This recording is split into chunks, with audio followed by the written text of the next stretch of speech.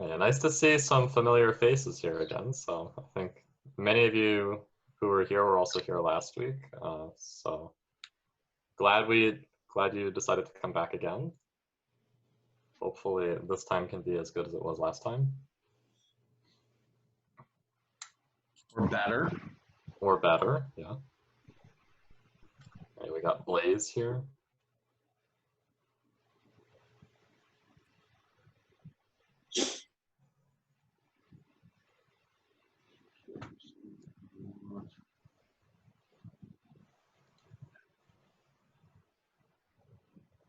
And all right, there's Ken.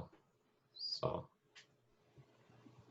our first instructor is joining right now.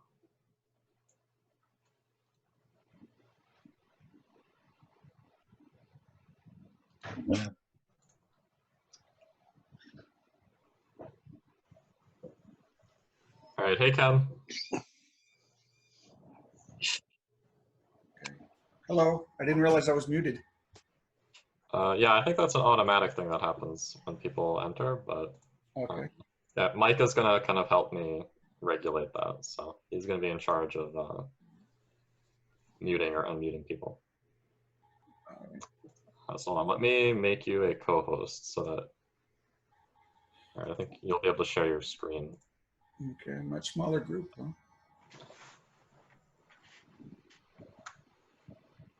Maximize this.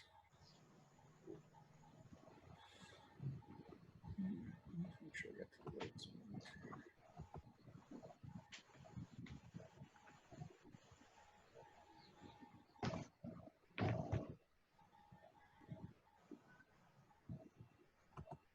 Okay.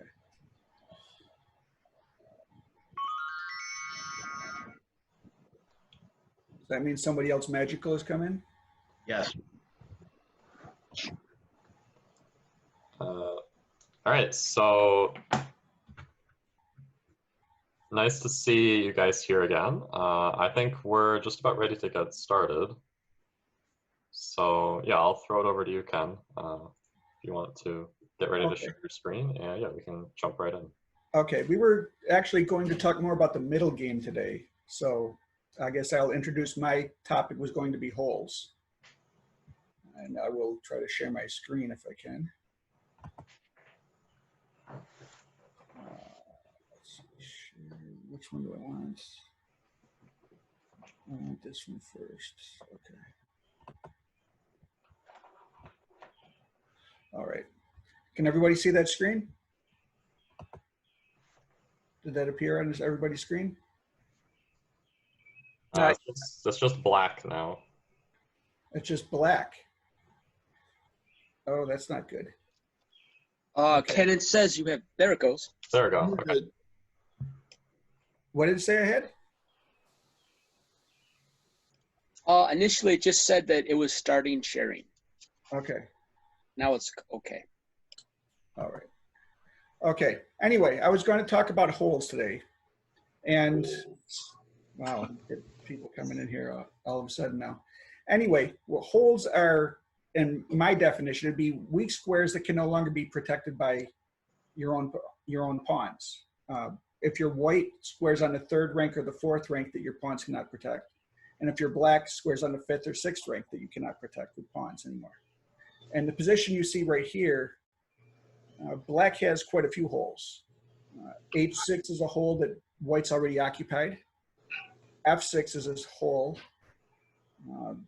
There's also a hole on C6, and there's another hole on A5, although the A5 one is not really very important very often. White has a hole on D3, but it's very tough for black to get there right now. I should also mention that you usually want to place a piece into an enemy's hole. You don't want to put a pawn there because your piece will be a lot active and help you maybe with a mating attack. Although a pawn could help you like cramp somebody's position a bit, but it's a lot more fun to attack. Or maybe get a grip on a position if you say get a bishop or knight there. In fact, if you are able on the 6th rank to get a bishop or a knight that you can make sure it's protected maybe by a pawn, and the piece can't be chased away, that piece might become, instead of a 3-point minor piece, it might become worth like a rook.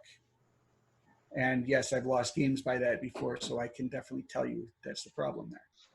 All right, now, what would be a good way in this position for white to take advantage of the holes they've got, or that black has in their position? Is it white to move? It's white to move here. Does anybody see a good way to do Yeah, I it? see a great move. I would say rook to E8, check, exclam. Rook to E8, check, exclam. Why is that, Jim? Well, the queen's going to have to take the rook, and then the knight can come in and check on F6, and then the queen can deliver mate on H7. All right. Yes, and actually, so we want to get our other piece to that hole. Very nice. So our knight wants to get to F6 here. I'm not sure why there's a red arrow there, but that's not what I put on my thing. So yeah, that's the kind of thing that I look for when I'm playing a game. Is I say, all right, does my opponent have any holes in their position? And maybe I can't occupy that square right away, but I will try to figure out how to get a piece there. Maybe I'll make them try to protect that square with other pieces, and then my pieces can go somewhere else. All right, so let me see if I can share a different screen here. Let's see here, which one I wanted. Okay, I want to get on this base lessons and go to Dr. Trash.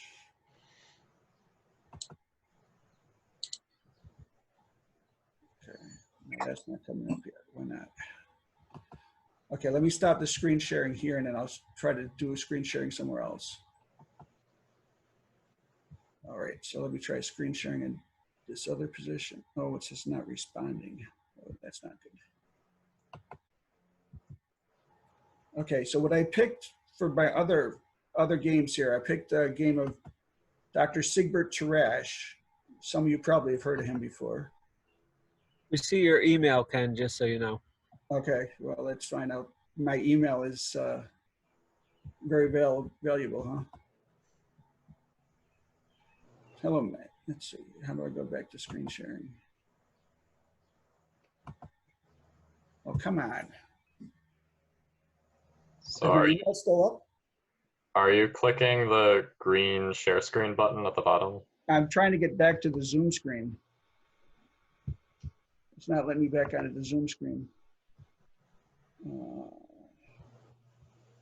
Yeah, for some reason that icon is not responding. Okay, so somebody else has started screen sharing. Okay, hold on. What happened?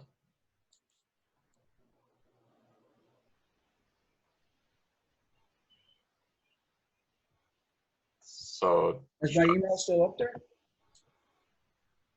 Okay, so now let's go to screen. Yeah, I'm on some, it says, this will stop somebody else's screen sharing. Yes, I'm going to do that.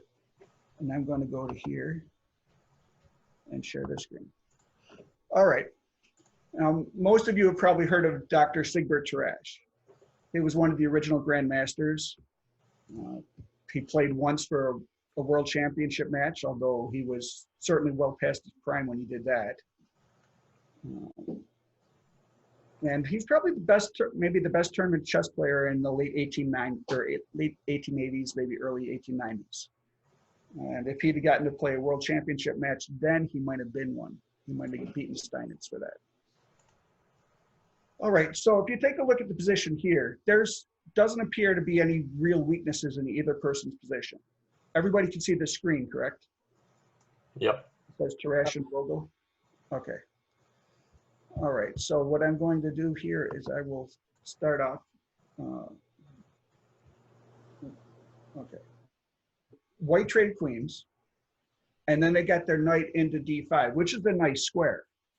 I mean, it's aiming maybe at C7, but it's also importantly aiming at F6, so that if white decides to chase the black knight, the knight probably will not want to go to F6 because white can double pawns by the castle position. All right, and like I said, it's a pretty nice place for a knight, but black decided to oppose it this way, and that creates a couple of holes. One hole appears on d6 immediately, and another hole appears right on d6. Okay, because the c pawn can no longer control those squares, and the e pawn is certainly on e5. So white now has some targets to go to, and probably the better square is e6. So white says, well, how do I get there? Start with a check. Black's move was forced. And then white puts his knight on f5, which is also a nice square. In fact, Gary Kasparov a few years ago mentioned something that if you get a knight for white, you can get your knight on f5. He said that's probably worth an extra pawn. So that's a nice square, but that knight is clearly heading to d6. And both sides developed rooks. I mean, it's the only open file on the board, so you might as well fight for it. However, then black decides to chase the knight where it wants to go. I really have a problem recommending doing that. You don't chase a little kid into a candy store, or you don't usually see policemen chasing bank robbers into banks. Although maybe in today's world something like that could happen. You never know. Anyway, the knight says, "Hey, look, I've arrived. I'm looking pretty good in the hole here," and he did it with a gain of time. What do I mean by that? Well, he's got a pretty good threat. I don't remember if I typed that up here or not, but he could capture on b6 or b7, or he could capture on f7. And if he captures on f7, the white rook on d1 is going to hit d8. So it's not only a fork from the knight, but it's also a discovered attack from the rook. So black has to do something about that. And he chose to move his rook up to d7. Well, you'll notice that, hey, this knight is looking like it's going to put a vice. This knight here is looking like it's putting a little vice grip on black's position. And white said, let's clamp it down. My pawn will make sure that knight can stay there. If black wants to give up a rook for the knight and give me a passed pawn, that's certainly okay. And also that pawn is kind of making sure the b pawn doesn't move to b5 under threat of en passant. All right, and now black had a couple of choices here of what they could do. And they, in my opinion, they didn't pick the better one.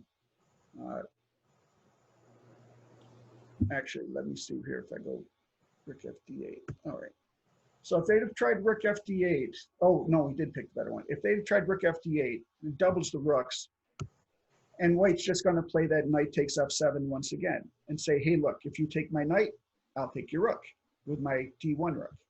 And if you don't take my knight, well, I'll take your rook with my knight. So, okay, so that's a problem. And black says, well, okay, then I guess I better try something different. So he moves his king over to g8 to make sure his rook can go over first. All right. And now the white knight says, hey, look, I can dance. Another advantage of having that hole with a knight is the knight can decide when the file opens and closes. And here he decides, hey, look, I can open the file right now. And I'm making a threat. If I decide to chase the knight, the e pawn, the black pawn on e5 will hang. And so white has a few different choices about that. One is he could move his knight back to f6. And white would protect the pawn. And you can see black's position, he's got to make some pretty defensive moves here with his pieces. And white just has a whole lot of extra space. And the knight's probably going to go back into d6 when white can develop whatever he wants behind that. All right. Another choice would have been just sliding the rook over to e7. That also guards the e pawn. And when white chases the knight away, they're going to be able to double rooks up. And this is a very nice position for white. Once again, they completely own the file. Their knight looks better than black's knight does by a lot. or we could go with the game continuation. Oops. Okay. Black decided, hey, look, I'll give away the pawn because I want some piece activity. And maybe I'll get a rook on d2. In fact, he's almost certain to get a rook on d2. And in the manner that Lev plays, White said, hey, look, it's a pawn. I'm taking the pawn. So we traded rooks, chased the knight out of the way. Oh, and Black's best here was actually to go into one of White's holes. Say, look, if you want to chase me, I'll chase you, and I get my rook on your side of the board protected by a pawn in a hole. And in that case, he gets his pawn back by having active pieces here. So this is a much, well, he hasn't gotten it back, but his activity is going to make sure he gets it back. Maybe by rook a2 if he wants. This is a much better choice than playing passively and avoiding the hole here that he did. Okay, so the knight ran back.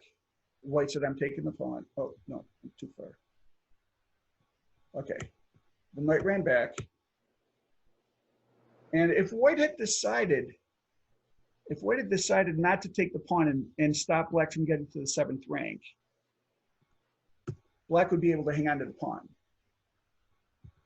Therefore, White said, no, I want the pawn. That's what I'm played for. You can get on the 7th rank. Oh, I'll protect that pawn, though. And when Black says, okay, I'm hitting your knight, so you move the knight and you lose the pawn, or you move the pawn and lose a less valuable pawn, which is what White chose. He lost the edge pawn instead of one that was closer to the center. But now White says, hey, look, my rook looks better. My knight is still very good here. And, okay, you got your material back, but it's not really going to be a very good position for you here. And at this point, Black probably should play f5,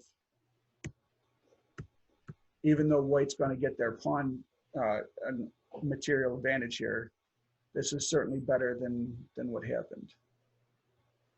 Okay, I don't know how far I go into this, but I can stop there. Okay, and this is probably still winning for White, but it's not as clear as the other one was.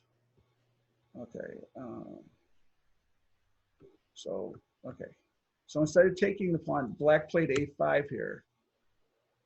And White said, well, I can certainly get my rook going behind your pawn, and my rook and knight are ganging up on that poor guy. What are you going to do to save him? Actually, I'm just going to go into what happened in the game here so I don't run out of time.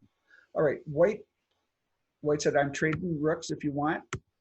And Black accepted that, which to me is almost like resigning in this position. White has an extra pawn, and now we'll only get knights on the board, and the White knight is much better than the Black knight. In fact, Black has to race back to try and stop White's pawn. That A pawn looks very dangerous, especially after the B pawn is going to die. And Black's only way to stop that A pawn looks like knight E7 to F or to C8. Except White can say, you know what? I'm going to go back into my hole again and make sure you don't go into C8. And now that pawn is just going to go do what I call the Cinderella strategy. And for those of you who haven't heard of that before from me, the pawn is just going to go bibbity bobbity boo and become a queen. Right? So that's what I call that. Okay, but that actually took place because Teresh was able to get his opponent to make a hole on d6, and his knight just dominated there. In fact, I would say that knight was worth a rook that I was talking about earlier. All right, now let's see if I can get to the next one though. To be fair to Mr. Teresh, I also picked one that he lost. And tell me if this one comes up. This is from the World Championship. I mentioned he was in a World Championship match. You guys have heard of Emmanuel Lasker before. Did that appear on everybody's screen? Not yet. Not yet, okay. Still on the other screen. Okay, so I will probably just stop the screen sharing on that one and start screen sharing on another screen here. Hold your space bar. Okay. So Zoom, start screen sharing. Hey, get back to Zoom.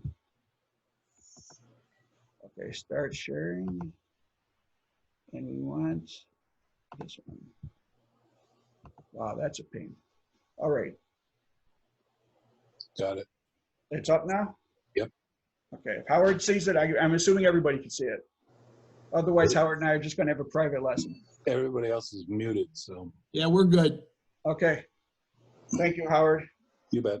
All right, anyway, Emmanuel Lasker, world champion for quite a while, you know, a pretty good player, was it 27 years? But this was a funny time to be playing, I thought, to be playing Teresh in the World Championship. But, whoa, what did I do there? That's not what I wanted to do. I was trying to change this. Okay, how did I do that? Can go up to view at the top. Go up to view at the top, and I get my annotations. On the far left, click on that notation. Far left. Okay. Oh, wow. All right. There you go. So if I disable it again, thank you very much. All right, so we're going to start here. We're going to start at like 24. Oh, That one want to start?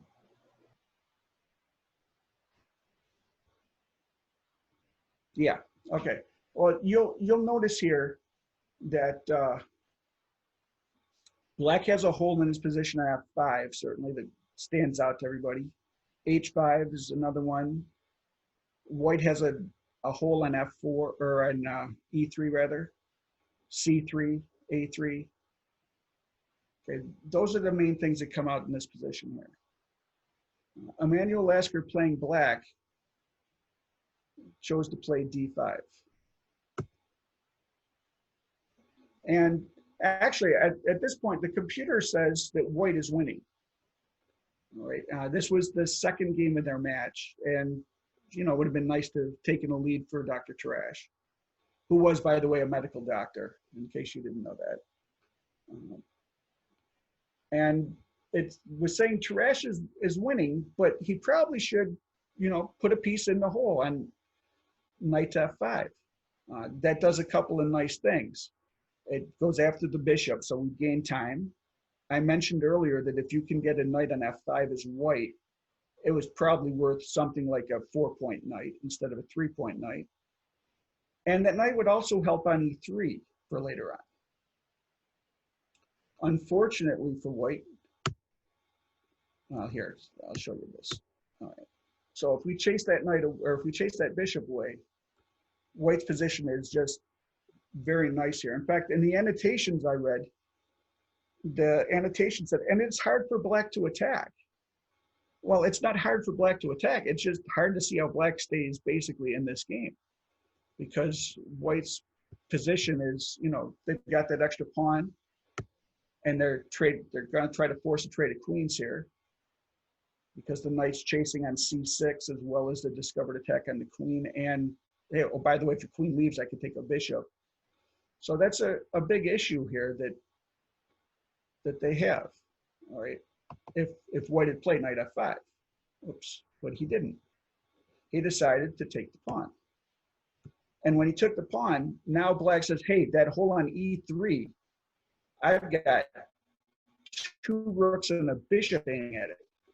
White's got only a rook, a queen, and a king. That's a little more valuable than the 2 rooks and the bishop. So Black says, all right, I can get in that hole right now. Check.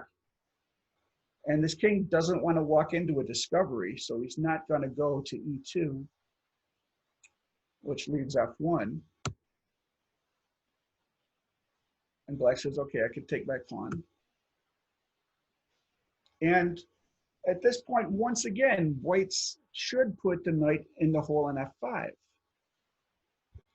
Okay, but he doesn't go into the hole. That would be a good way to get rid of that bishop, by the way. If he goes to knight to F5, he's telling that bishop, please leave. I'll try to trade off some pieces, and hey, I've got an extra pawn. It's even passed on a4. All right, but he chose, excuse me, he chose moving the rook to d3. And black said, all right, well, let's triple. We want to make sure our piece stays there. Rook to e2. And now black decides, hey, look, I'd like to have a pawn protect that bishop. Yeah, if you've got a piece in a hole, usually you want a pawn to protect it. In some cases, you even have a pawn protect the hole before putting the piece in there. But whichever way you can do it, it's much more effective if the pawn protects that piece and turns your piece into, or turns it into what's called an outpost. All right, so now f4 got played. And you can see this bishop is really doing a number on, well, he's restricting the white king, and he's taking care of the white rook on e2 for sure. And the white rook on d3 doesn't look like a prince either. Hey, Ken, Yes. did the knight have to go back to h1? Couldn't it just take f5? Ah, okay. What do you think would happen if the knight took on f5 here? You're saying if this knight captured f5 right here? Yeah, What do you think would happen? black would take it back. With what? Oh, never mind. All right, they take back with the rook, right? So, no, thank you for asking. All right, so black protects f4, and white really is just stuck maneuvering. And then black says, all right, now I've really got a grip on it. I've got two pawns guarding the bishop. And basically, I've taken care of both of your rooks. So if you can imagine that, it's a bishop and two pawns really have taken care of two rooks. That's 10 points of white being restrained by 5 points of black. That's a formula that you usually want if you're playing the black pieces. You want fewer units restraining more units of your opponent. Plus the fact that we're slowing the white king down is a big bonus. All right, so now the white knight says, okay, I can try to come out and see if I can get rid of that stinking bishop. But it's way too late to try and do anything like that. All right, knight d3. And white can just do whatever they want, whatever plan they want, basically. I mean, just don't hang a piece here. All right, so white said, all right, I'm finally protecting my a pawn. It was my extra guy. Yeah, if you want to consider it an extra piece in a position that looks pretty sad. And now black says, all right, well, there's another target on h2, so let's go after that. And if white decides, hey, look, I'm going to protect this pawn with my pawn, they just created another hole on g3. And yeah, rooks don't mind sitting in holes either. Although usually we think of it as bishops and knights. There was a grandmaster named Nimzovich. Many of you have probably heard of him, who used to say that if a hole is near the flank or near the edge of the board, you want your rooks in it. Where it's in the middle of the board, you want your bishops and knights to it. And white's just blowing up black's position here. Said, oh, look, my rook would love to get to g2, or g1 rather, by getting rid of your pawn. All right, so let's get out of that. And the king decided, all right, we're running, and the queen gets to take the pawn, and the king says, I'm running some more. This way I can block stupid checks with my knight or my rook. And white said, hey, check, that sounds like fun. And the king can't go anywhere, so we have to block with one of those pieces. Usually you block with the lesser piece, so he said, okay, I'll do that. Besides, the rook was guarding the g2 pawn. And white says, well, you know what? I've still got some time here. I can do basically what I want to. And what I really want to is decide when I'm going to open the e-file. I'm the one who's going to have two major pieces on it. So I will open it when I want to by moving the bishop out of the way. That might appear to be difficult without losing a bishop here, but black will get that done.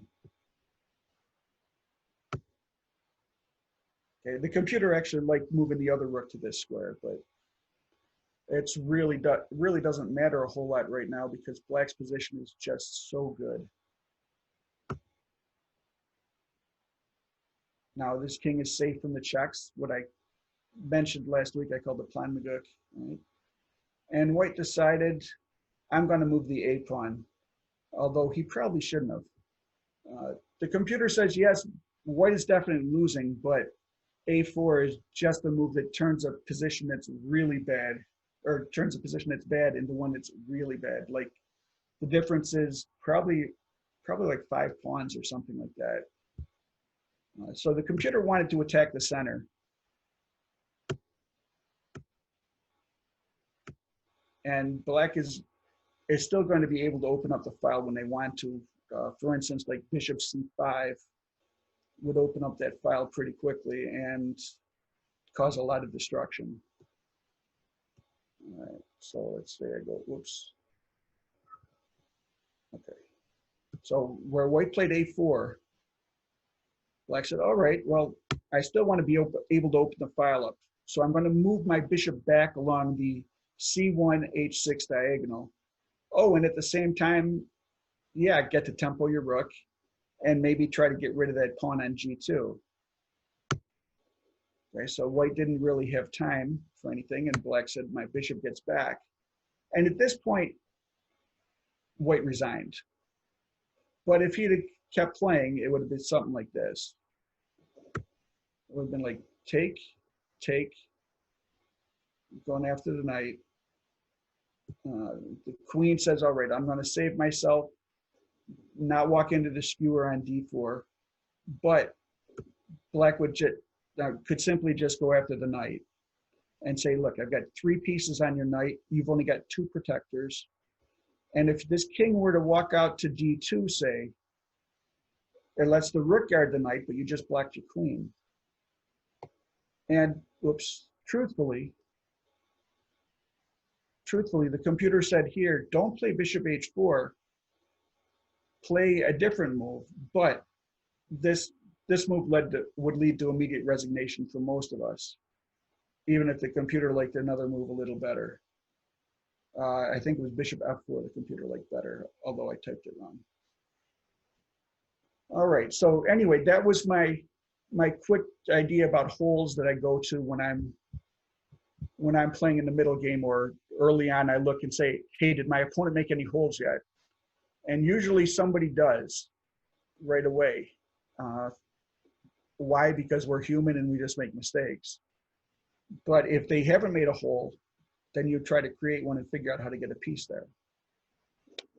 All right, so if anybody has any questions about either one of these things that we saw, go ahead and ask it. I know I left a couple minutes in here for questions if you wanted to ask one.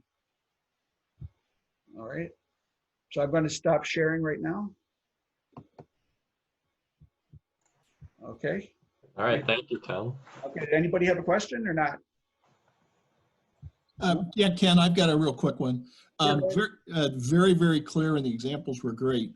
I think my question has to do with just the idea of what's the best way to maneuver in order to fill the hole. Are there any, obviously you don't want to get yourself in more trouble trying to drop a piece into the hole.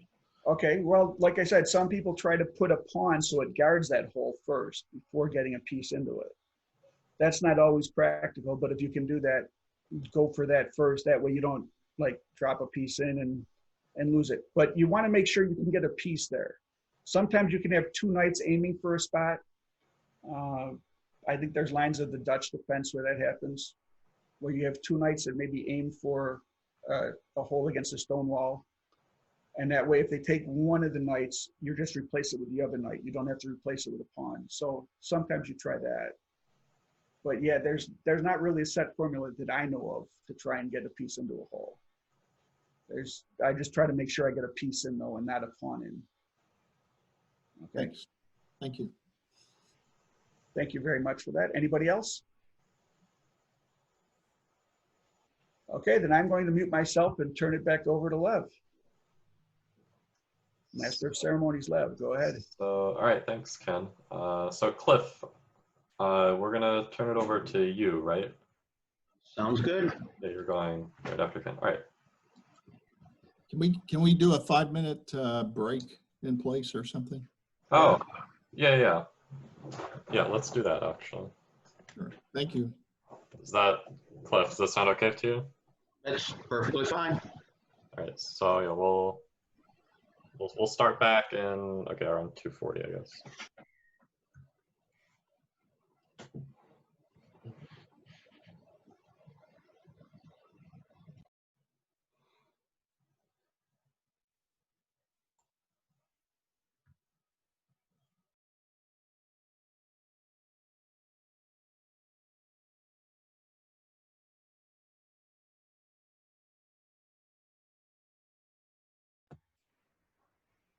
All right, well then I guess this is the social part of the program, right?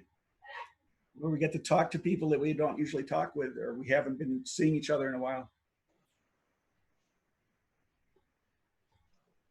So has anybody got any big news about anything happening lately? Maybe Carlson lost another game to Nakamura, Cliff?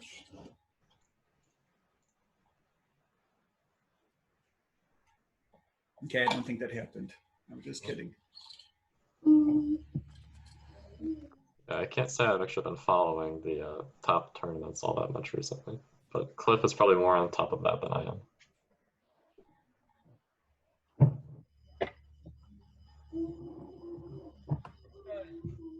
Sorry, I had myself muted. So no, the last thing Dubov won in the finals against Nakamura. So I don't know. I was disappointed about all that. So Now, did that go to Armageddon too? yes.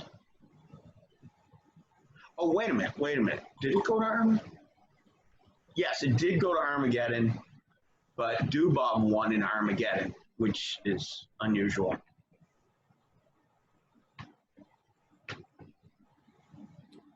By the way, Ariana, I wanted to make sure I didn't mention too many bad things about fianchettos creating holes. I was keeping you in mind while I was doing that, just to let you know. Thank you. Yeah. Who else is here? TJ.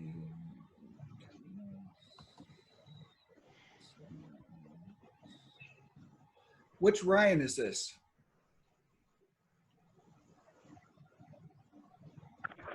Ryan Bay. Ryan B. Okay. All right. Well, I mean, there were like 3 Ryans in here last week, so I didn't know which Ryan showed up this week. Yeah. Ryan? What? Did you make it here last week or not? No, I was here last week. Yeah. Okay. So you were one of the 3. Okay. Good. Yeah.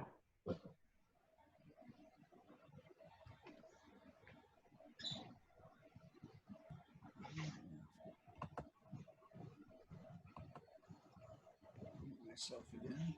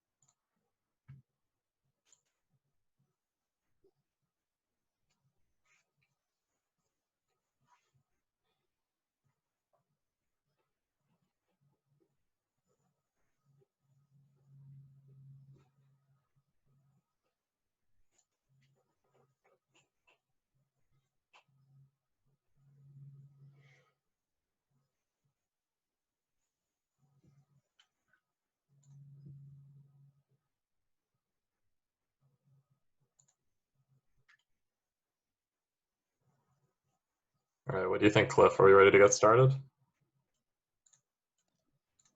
Certainly. Sure, let's go. Okay.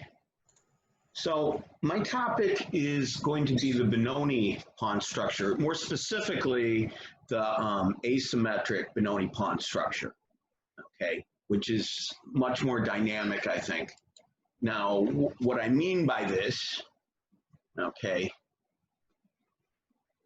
we get to this pawn structure. Now, if the pawn that's at, the pawn that was at E2 here were on C4, that would be a symmetric Benoni pawn structure.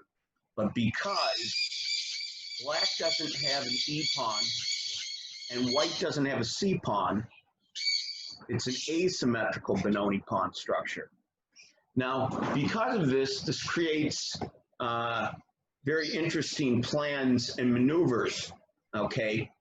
In fact, this game was played in the early 1900s, I think, if I remember correctly. 1927, okay. So in 1927, some of these modern concepts of maneuvers for our pieces in the early stage of the game was kind of a new idea. Now, this position for white tends to be very powerful if white can put a knight that's on F3 into D2 and onto C4. Because from C4, it will put pressure against D6, but more importantly, it will support a pawn playing from E2 to E4, and even sometimes expanding to E5, and the pressure it might put on D6 as well when this all breaks through. Now, frequently, black will try to expand on the queen side with moves like A6 and B5, whereas white will try to stop this with a pawn move like A4 to limit that expansion, okay? So the queenside majority for black here is one of his trumps in the position, and the central majority for white is his source of play for the most part. So this game was played quite a while ago, but the methods they use are fairly modern. And in fact, the maneuver with the knights is called the Nimzovich Pirouette. So let me go on with the game a little bit here. Okay. Black is going to fianchetto the bishop because it works in harmony with his pawns controlling the whole long dark square diagonal. Now white starts the maneuver with the knight right away. Now black actually plays very intelligently and in a good positional style, because he realizes if this knight comes at C4, he doesn't want him to stay there. He's going to challenge him immediately, okay? And he does this, okay? Now white opens up his light squared bishop and takes space in the center. Now at this moment, black plays, strategic error.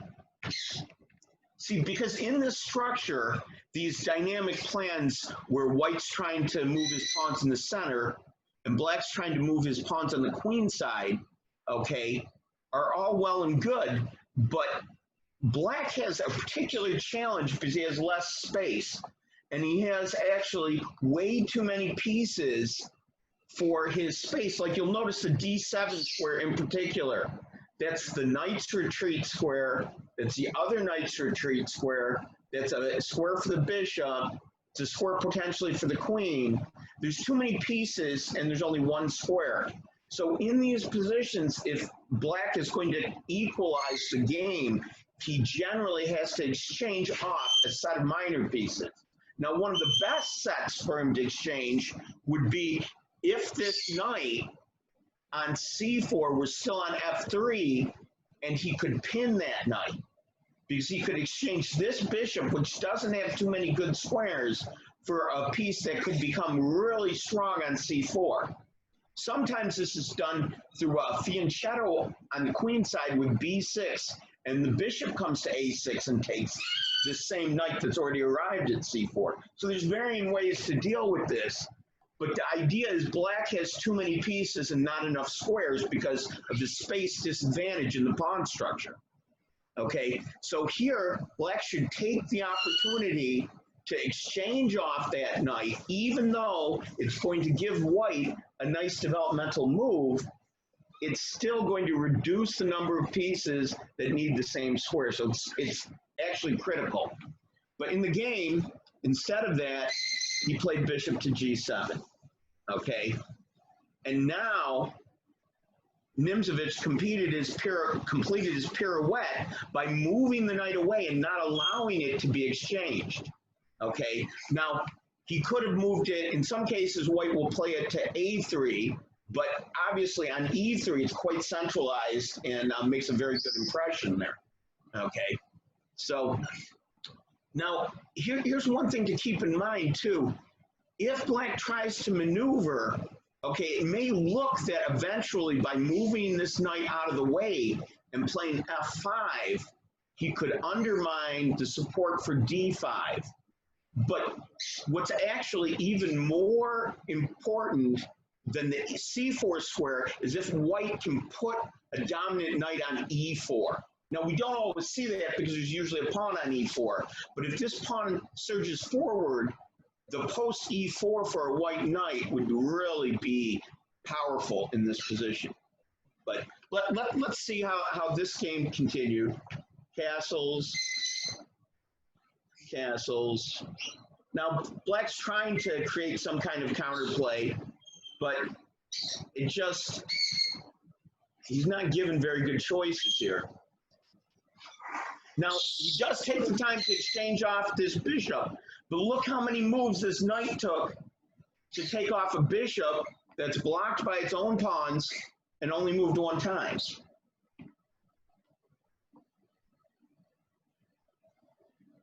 So black's trying to get counterplay, okay? But now he actually creates a very large problem for himself. And Nimzovich actually didn't play this, you know, ideally. Ideally, he should have put the knight there right away.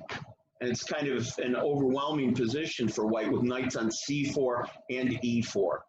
Just positionally dominating. Okay, whereas black's pieces are still congested and lack squares. Okay. Now, Nimzovich went on to win this game, but because I've got some other games, I don't want to, you know, I think anybody would be happy to play this position for the white side, I think. So, okay, I'm going to go to my next game. So I'm going to stop sharing this.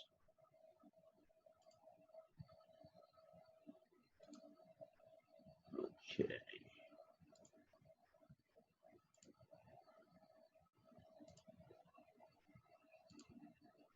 Okay, in this game, you had one of the most ingenious attacking players of all time, Mikhail Tal, playing against one of the most solid players, Geller. Now, Geller is one of the few players I think that has a positive score against Fischer. Okay, so if you attacked Geller, you generally had to have everything working.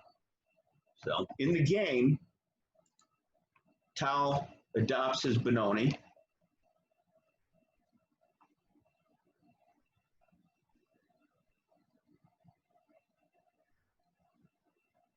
Now, black is playing the a6, obviously, with the idea of expanding with b5. Okay, now, if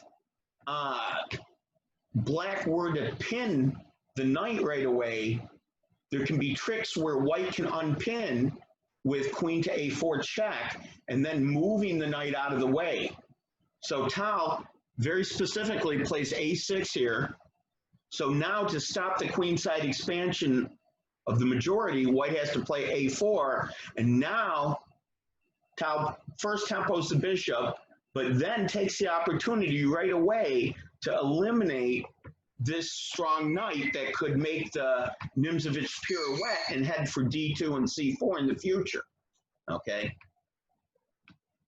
So in this position, even back then, Tao didn't have all the specifics right, and he missed what was supposed to be the best move. He should take, even though it's unprovoked, and white hasn't played h3, he should just give the bishop up so this knight doesn't get away.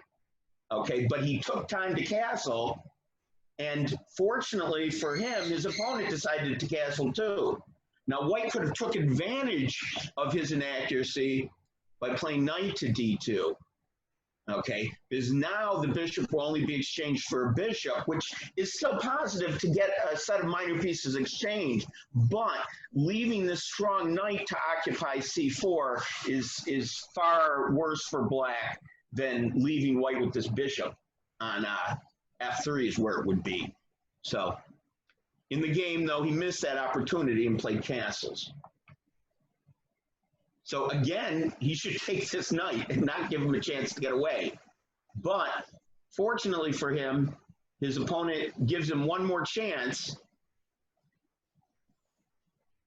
Actually, a couple more, forces him to actually do it. So now when he takes this, you'll see that that knight, which it could have sat at c4, controlling e5, okay, and out of the way of a movement for the f-pawn, and now this bishop doesn't make that good impression. Kind of like a big pawn here, not doing much. Okay, now this c4 move in the pawn structure is very, it's a standard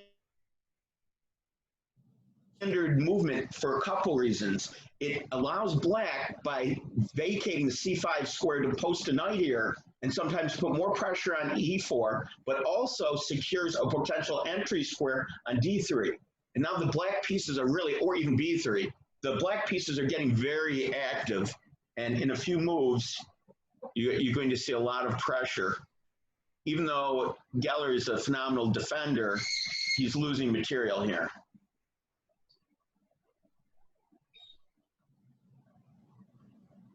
Yeah, he made probably not the best practical choice here. Yeah, because now things are going to start dropping, and it's just a preferable position for black. All right. So I want to go to the next game.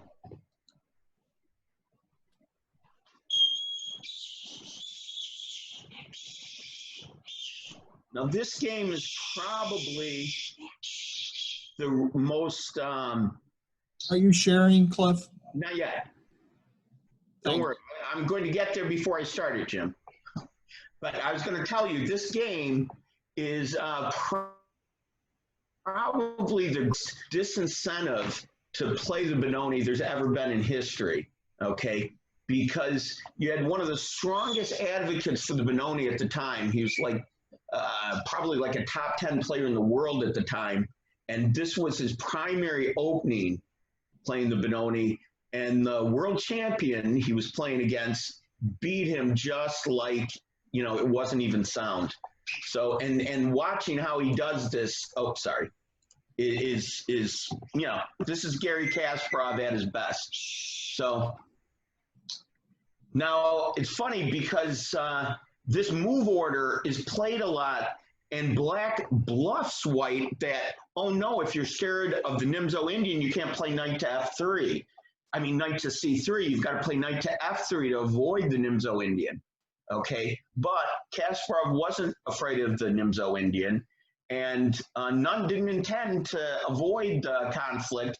It just made it so that white had the f-pawn in his arsenal to attack the structure. And you'll see how the f-pawn really plays a major effect.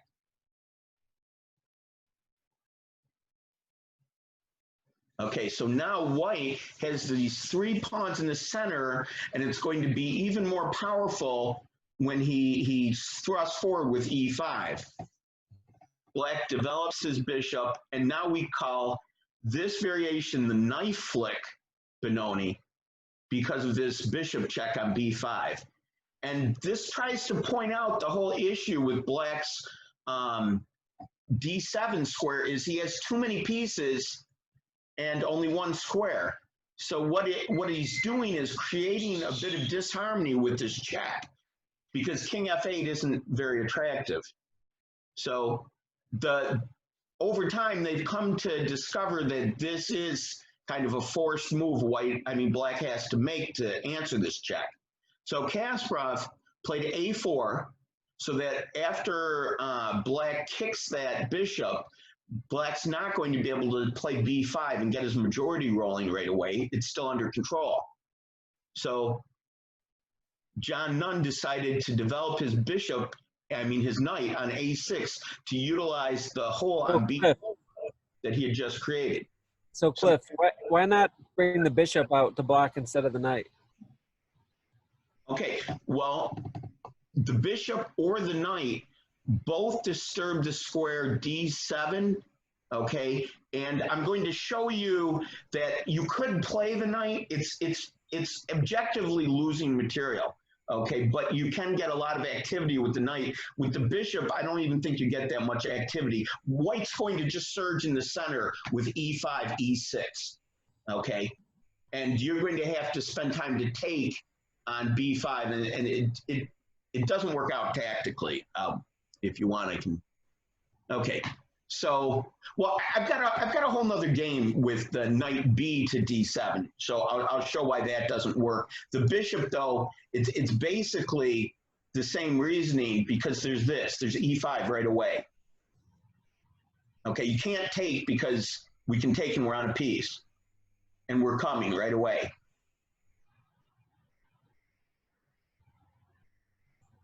Yeah, does that answer the question, Matt? Hold on, let me just look real quick. Yeah, I see what you're saying. All right.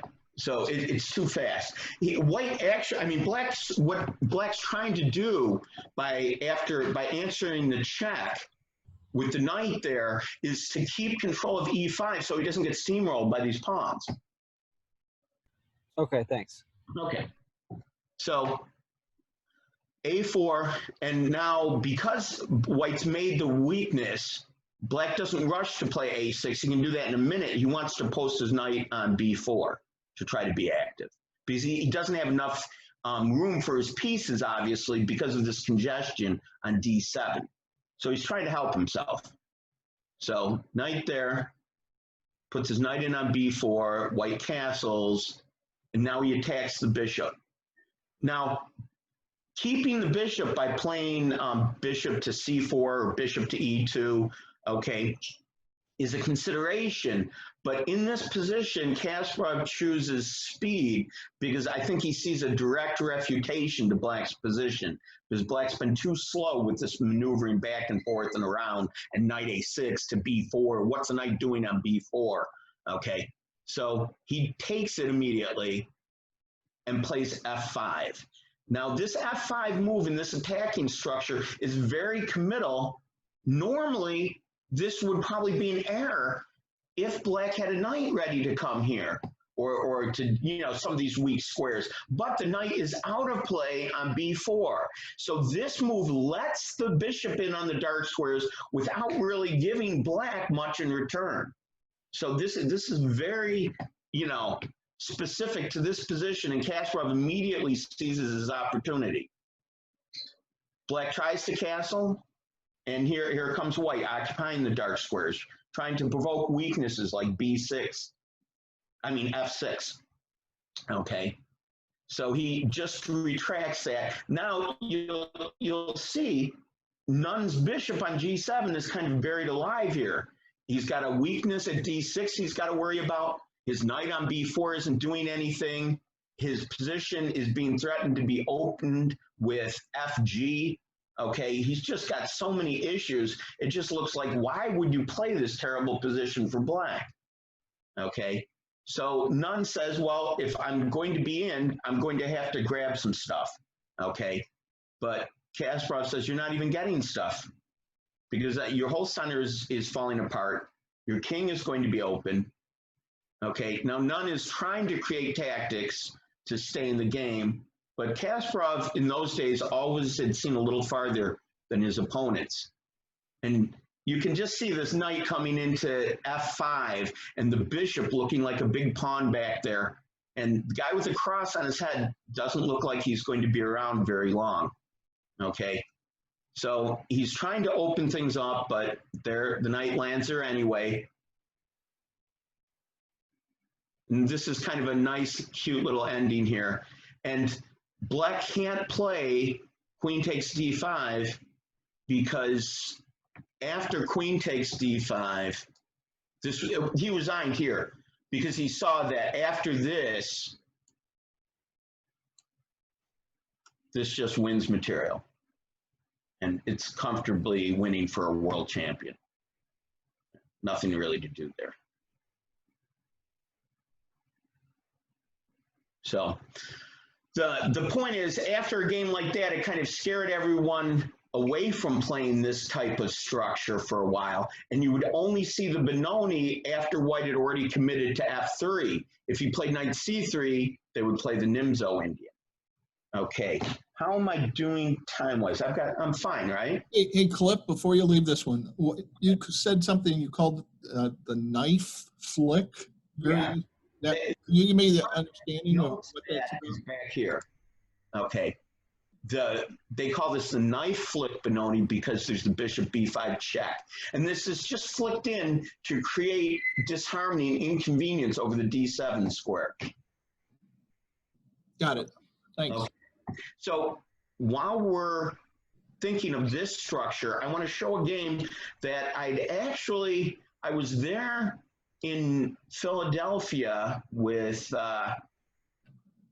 Maurice Ashley was showing the game, and it was, I think, from the New York Open, okay? And at the time, I found it very impressive. He had played an international master at the New York Open, and this was the game. And he played a line which wasn't completely sound, let's say, but it was kind of like such a wild tactical situation that it's definitely going to put your opponent under a lot of pressure. And this is obviously why he became a grandmaster, because he was good at putting his opponents under pressure. So the game started off d4, knight to f6, c4, e6. And that same move order where black is bluffing that he could play the Nimzo Indian if you play the knight to c3, but he's still not worried about it. He's still just going to play the Benoni anyway. Even though he bluffed the Nimzo Indian, he wasn't serious. Okay. And white takes the opportunity to go in for this knife flick Benoni. The thing is, now Maurice knew this wasn't objectively a good move for black, but he said, I don't think he can solve these problems at the board. Okay, and his opponent played in the most principled fashion and played e5, pawn takes, and now knight to h5. Oops, sorry. And then his opponent plays the issue, we're going to catch you right here and you're going to get hurt. But black gets to make his own jokes during this and plays queen to h4 check. White blocks, and black takes, and white says, that's all fine, but I'm going to get things over here too. Now there's a check here, okay? And this, believe it or not, this all became theory, I think. Now this is thought to be just technically better for white, but in this game, it ended up being drawn. But you can see the kind of chaos that's created. If you were white, are you going to be very confident that you're going to be able to consolidate this and keep your king safe? You know, it's not so easy, you know, against somebody who's got a good eye for tactics. So, and in this game, he ended up drawing the game. But I think for anybody, this isn't an easy job to consolidate. But this was studied a lot at this period of time, and it became like a caveat that white players knew how to get the advantage here. So now that nobody's played it for decades, you might bring it back out and surprise somebody and get an easy win with black. So in any case, let's go I've got a couple more games if we've got time. So.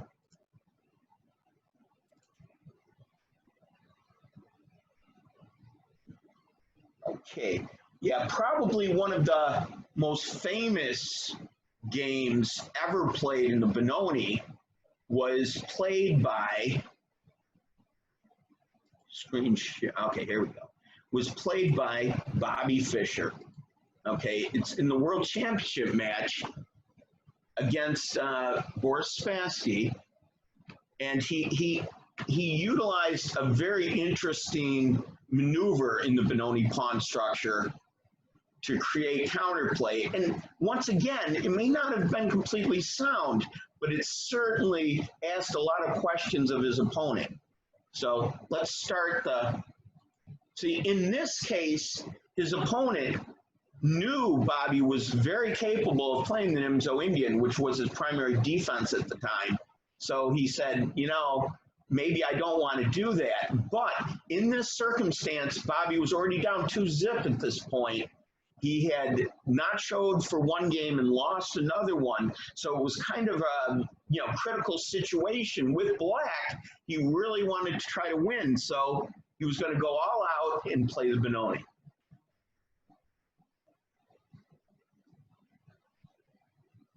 Now Boris is very careful. He moves his knight out of the way, so there's not going to be any exchanging of this knight. Okay. And you'll notice Fischer plays just as Nimzovich played before him. I mean, Marshall played against Nimzovich. He played knight b to d7 so that he could oppose this knight if it came to c4 immediately.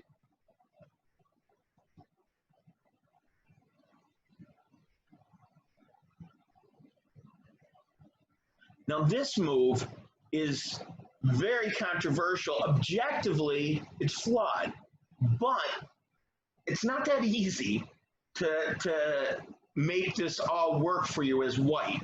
But Boris, he was a very principled player and took up the challenge. He said, you can't play knight h5 here. I'm going to take this and ruin your structure. The thing is, I think what Fischer was counting on is his pieces in this structure have more access to the king side and the squares that are open than White's do. So White's going to have to play very solidly and not give him any chances for so long to consolidate this advantage that he thought it was going to give him excellent chances to play for a win, which it did. So Boris put his knight on c4. That's the optimal square, applying pressure to d6. And Fischer immediately attacked it. And Boris said, I've seen the Nimzovich Pirouette. I know how to do this. Okay, and he brought his knight back not to be exchanged immediately. Okay, but now Bobby started bringing his pieces closer to the white king. So now Boris played bishop to d2. They say maybe more solid was just to play f3 there. But all these moves are not that easy to find necessarily. And it's very clear Black has a lot of activity over there on the king side. Okay, so now we have a knight coming in, threatening h2. If it's exchanged, who knows? Maybe he could even fix his pawn structure. I don't know. But in any case, now White thinks they're going to be able to hold on to things, but it's not so clear. See, in this position, if you look long term, the light squares around the white king, it's not very easy to defend those. Whereas the black king, even though his pawns are a little extended, he's basically, as safe as in an armored car. I mean, how's he going to be attacked? It's not so clear that White will ever make any inroads to attacking him. Okay, and in the game, that's what ended up happening. You had Boris under more and more pressure as Bobby got his queenside majority rolling.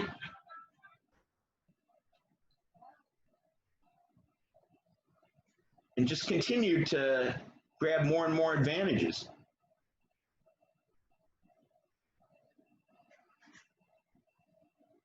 Now, in these positions like this, whenever you have opposite colored bishops, whichever side is attacking is almost playing a piece up. So you never want to be the defender in these type of positions. And because of the fact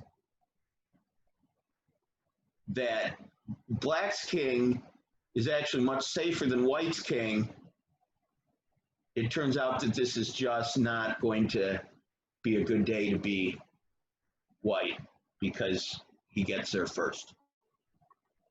So this is where Boris resigned.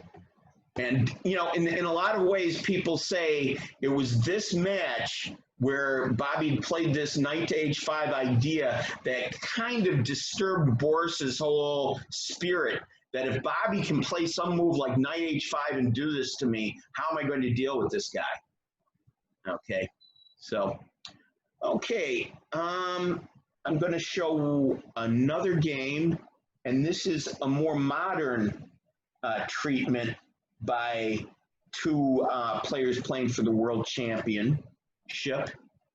And this was in 2004. Let me stop sharing that. Share screen. There we go. Now, in this situation, once again, you had the player with black needing a win and putting all of his chips on the Benoni, okay? And he didn't end up winning this game. He did end up winning the championship, okay? But the fact, I mean, he got a very dynamic position that you could very well play for a win. But I think it's a vote of confidence for the structure that when played correctly, that it's applicable even at the highest level. So let's take a look and see how Vladimir Kramnik handled this against Peter Liko. Now here the bluff again worked because Kramnik is a very, very tough Nimzo Indian player. So white chose to play knight f3 and gave up the option of advancing with their f-pawn.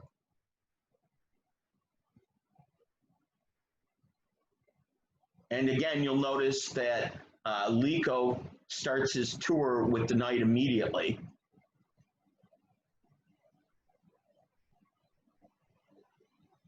Now here, Kramnik kind of went for an offline here, okay? Now we talked about the square e4 being available for a white knight, okay? That's why in many cases blacks break for freedom with f5, trying to undermine the white pawn structure, wasn't always a great idea because of the fact that white could use the square e4 in a very, you know, dramatic way to dominate the black position, so that f5 is sometimes positionally suspect. But in this game, you'll see that Liko doesn't adjust well to Kramnik's maneuver here, and Kramnik takes that opportunity to play f5 at a time when it actually works for him, and white isn't able to play e4, knight to e4 strongly.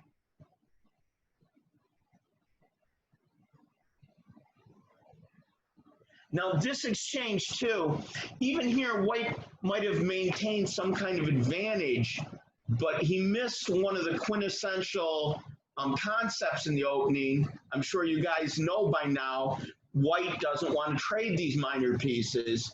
So white exchanging this bishop here wasn't in white's favor, it was in black's favor, actually.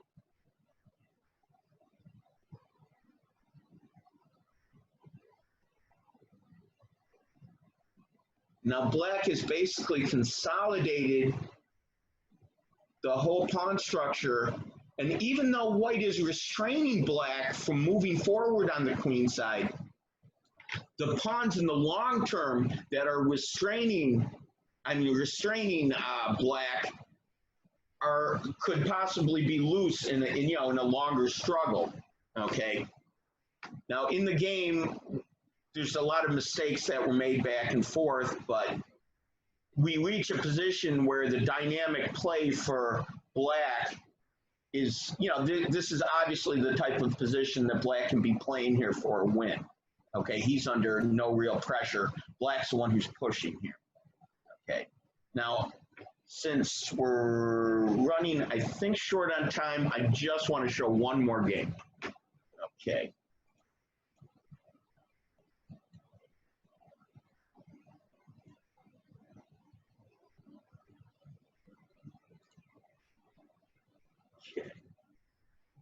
And this is one of the most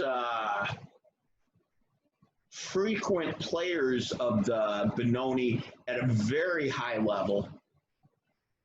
In fact, he won, it was one of the Olympiads, I think, or maybe it was one of those tournaments in the Soviet Union and, well, in Russia these days.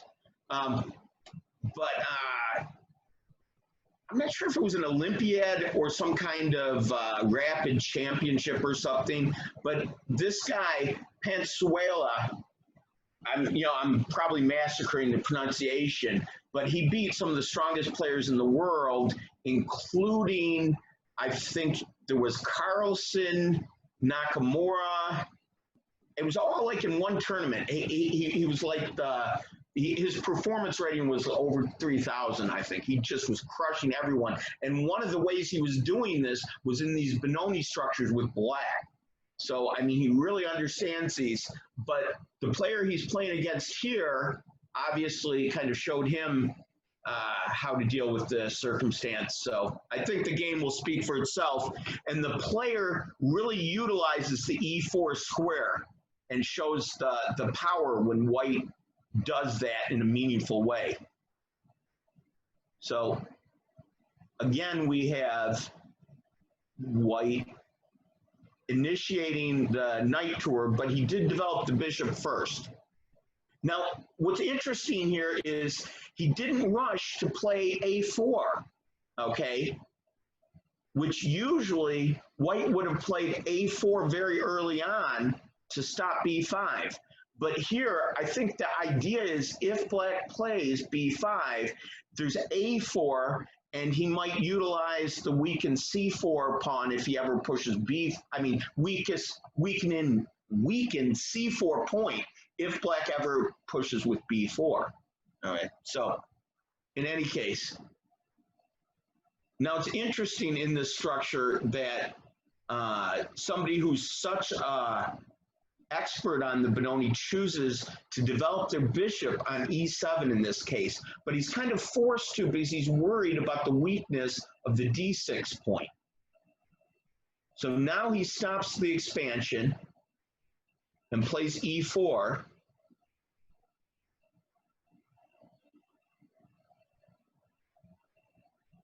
Now the blockading knight at E5 is eliminated, but now white gains time. It's almost like black gets pushed right off the board now. And we've got the F and the E pawn duo ready to surge forward with E5. It's supported by a knight on C4. And black really doesn't have squares for any of his pieces. So he tries to reposition himself, but white brings the last piece that really isn't, ready to go into the game to centralize. And white plays A5. The reason A5 is important is he doesn't want to give black the dynamic play of having the pawns connected, so that if B5, he's going to take en passant. So that even if black gets a little play in a semi-open B file, it's nothing like the dynamism he would have with the two pawns on B5 and C5. And even though it looks like black has 4 guards to this square, and it looks like white's only guarding it twice, it's not a big deal because white is gaining the square E4. He's not worried about counting pawns. So on b5, he does take en passant. And now we have the maneuver we were talking about, a dominating, smothering knight coming to the e4 square. Now, Black thought he might have this under control, obviously, with this bishop f5 move, but it doesn't work out for him. White has just seen a little too much here, and he resigned here. This is kind of a beautiful conception by White, just dominating the whole board.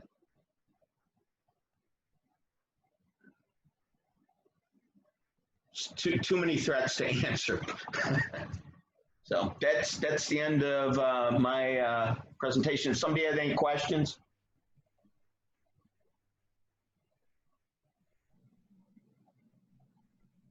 That was great, Cliff. Thanks. Okay. Okay. So I'm going to stop sharing and turn this over to Lev. All right, thanks, Cliff. So, yeah, I guess we can wait like take another 5-minute break if that sounds okay. Just like we did last time. Sounds good. Thanks. Is that good for you, Jim? Okay. So yeah, I guess I'll start around 3:25 or 3:26. So a little bit of a break.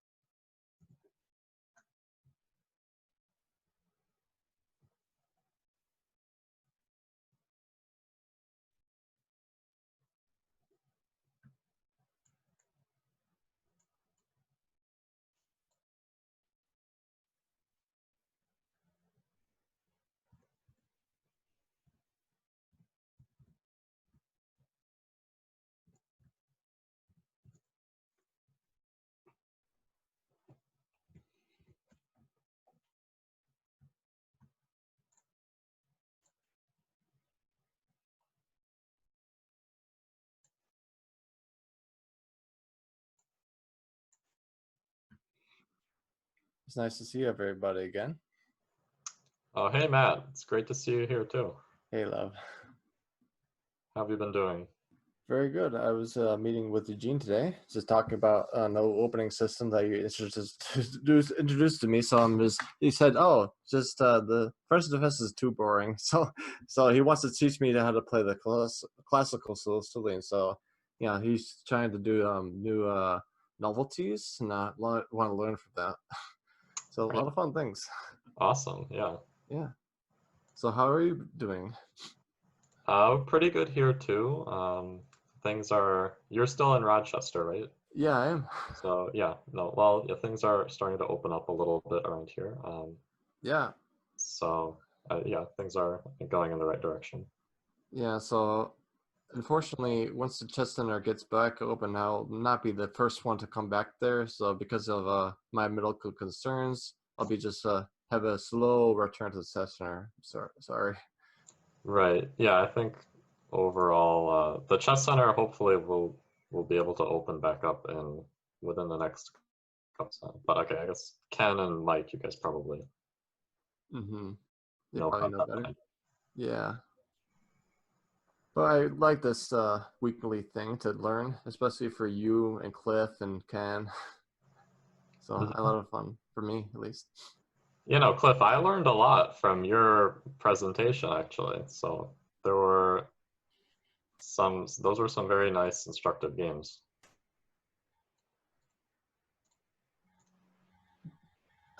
All right, I think you're muted. I can't hear you. Yeah, you're muted again, Cliff. Oh, okay. You can hear me now. Yeah.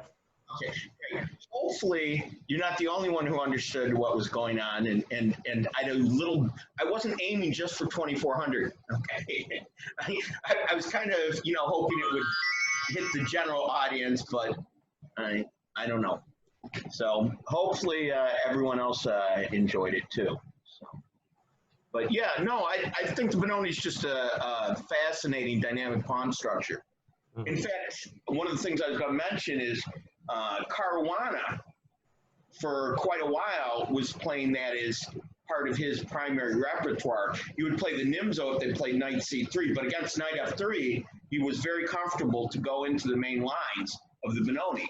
And in fact, his primary coach, I guess, Rustam Kosmodanov, he stated the Benoni is back in business, and he came out with a whole thing on ChessBase about Benoni. So yeah, it's definitely a great option if you want to play for a win.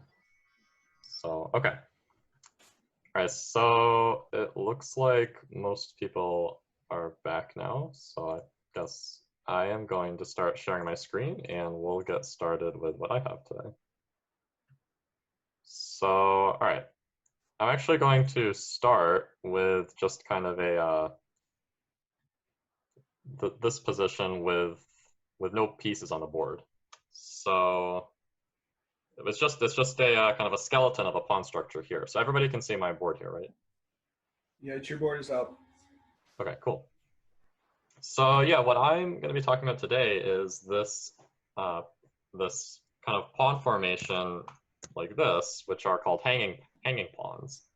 So okay, they're kind of like isolated pawns together. If there was only one of these here, so if this pawn was gone, then the D pawn would be all by itself, it would be isolated. But with the pawns together like this, and notice how they're not connected to the other pawn islands that white has. These pawns are in their own island, this is its own island also. These pawns together like this, we call them hanging pawns. And okay, basically today, I wanted to show some nice instructive games on how both sides kind of want to approach this kind of a position. And actually in this, just from this, kind of basic structure, I want to ask you guys, what do you guys know what the main plans for both sides are? So like if I asked you, what is white's goal in this position? And just imagine that there are pieces on the board. White usually castles here, the knights and bishops are out, and black is castled here, and it's just a normal position. The pieces can be in many different places, but this pawn structure is always the same. So what do you think white is usually trying to do here? Anybody know? White wants to stay in the middle game. Yeah, so that's a good point, right? Who will benefit from trading pieces here, white or black? Black. Black, right? So, and that's because if you think about it, these pawns, you can kind of think about them as a permanent liability. In the long run, if we trade queens, if we go into an endgame, and I can attack one of these pawns and force it to advance, then when they are no longer side by side, now if we remember back to what Ken was talking about, we have a hole on d5 that the black knight or bishop can sit on. And even if this other pawn advances, then the c5 square also becomes a hole. So in the endgame, these pawns usually tend to be weak. But in the middle game, what white usually wants to do is try to actually use them to open up lines. You imagine there's usually a bishop here on b2. And by playing d5, even as a pawn sacrifice, just to open up that bishop, and if there's another bishop on d3, or usually there's a queen and bishop battery here like this, you can imagine how there's a lot of pressure that can very quickly build up by sacrificing a pawn like this. So that's what white is generally trying to do. And well, what about black? What do you think black's goals are in this position? There's two main ideas that black is always trying to do in this kind of a position. Two very specific, concrete ideas. Probably to try to provoke white to move one of the pawns forward, creating a hole. So how do we do that? That's the right idea. But specifically, how can we force that to happen? I don't know, maybe to load up a bunch of firepower against one of them? So yeah, you can attack it with pieces. Attacking with pieces is a good start. And okay, you can imagine, if I have a rook on c8 and white has a rook on c1, and maybe there's a knight on b6 attacking this, and there's a bishop on e2 defending it. We can attack it with pieces, but we can actually also attack these with pawns. So specifically here, black would love to get a break in like b5. Okay, usually he defends it first with a6, and then plays b5. And if these pawns get traded off, then once again, we have this beautiful hole on d5 that a black knight or bishop can sit on, and it can't be chased away. And we can also actually do the same thing with this pawn. If black can get this break e5 in under the right circumstances, then okay.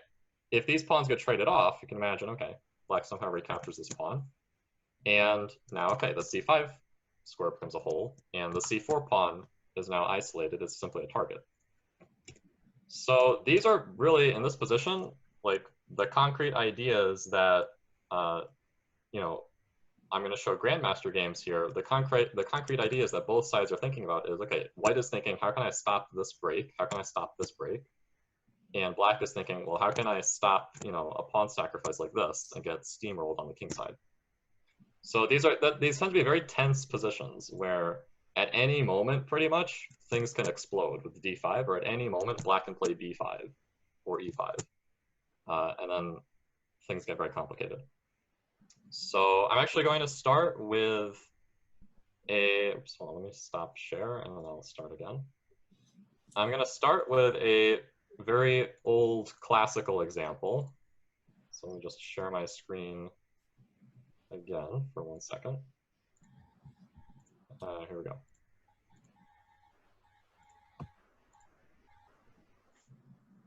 And it's actually, so okay, this was a game between Nimzovich and Tarish. So Tarish we've seen before. He was playing, I think, on the white side with dealing with some holes in Ken's example. And okay, here, now Tarish is playing black. Let me flip the board. And we can see here, okay, the pieces are all, the pieces can be arranged differently, but the basic idea is still the same. We have this hanging pawn structure, and okay, I also want to point out that black has played this kind of positional concession with g6, so this long diagonal is definitely something white can look forward to. But okay, for the moment, black has things under control. The queen c3 is not an option because of our knight on e4. And both of these bishops, okay, this one is blocked on c6. It can't do anything for now. But okay, you can imagine that if the position opens up, those two bishops could be very powerful, attacking the white king. So here, okay, does anybody see, a reasonable way for black to continue? It's black to move, and both sides have just finished the opening. So who would like to suggest a plan for black here?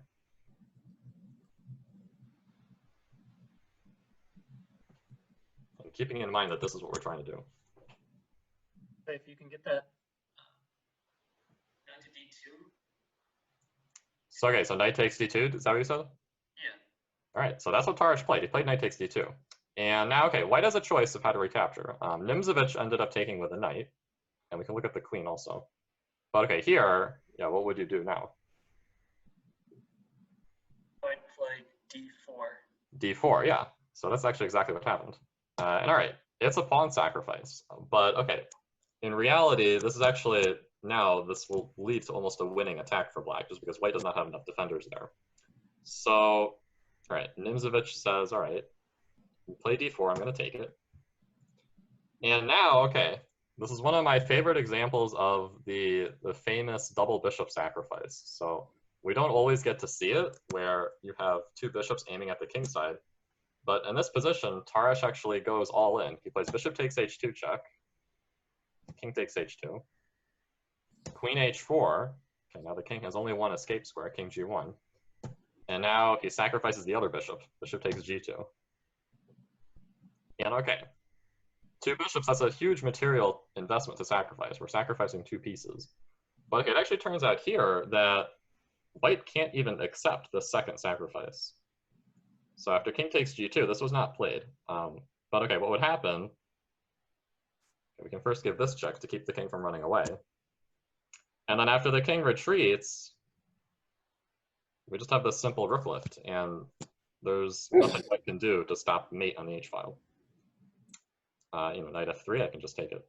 And probably here, actually, white has to play queen takes c5 and give the queen away. But okay, even this, after rook h5, queen takes is the only move, and then queen takes. I think at the very least, after the king moves to the g-file, we have this nice fork to pick up the loose knight on d2. And all right, well, black should be winning there. He's up a queen for a rook and a bishop there after he takes the knight. So, right, instead of that, after bishop takes g2, well, okay, the rook is attacked, and we're threatening mate. So if you don't take the bishop, there's really only one choice. There's only one good move here for white. So if you're trying to defend this with white and you don't want to take the bishop, what do you play? Not easy, but you found a move. What do you guys think? Be f6 or c6. Well, this is c6. Do you mean f3? Push the pawn. f3, yeah. Yeah, you have to push the pawn. So that way, at least on queen h1 check, your king will get a place to run. And remember, white is still up a piece. So, we don't necessarily have to take that bishop. It might still be okay if we play f3. And all right, you could take the rook on f1. And, you can imagine, say we take the rook, and white recaptures. And okay, this position may not be so clear. Okay, you could get a perpetual check if you wanted. You could check back and forth. And, we have a draw.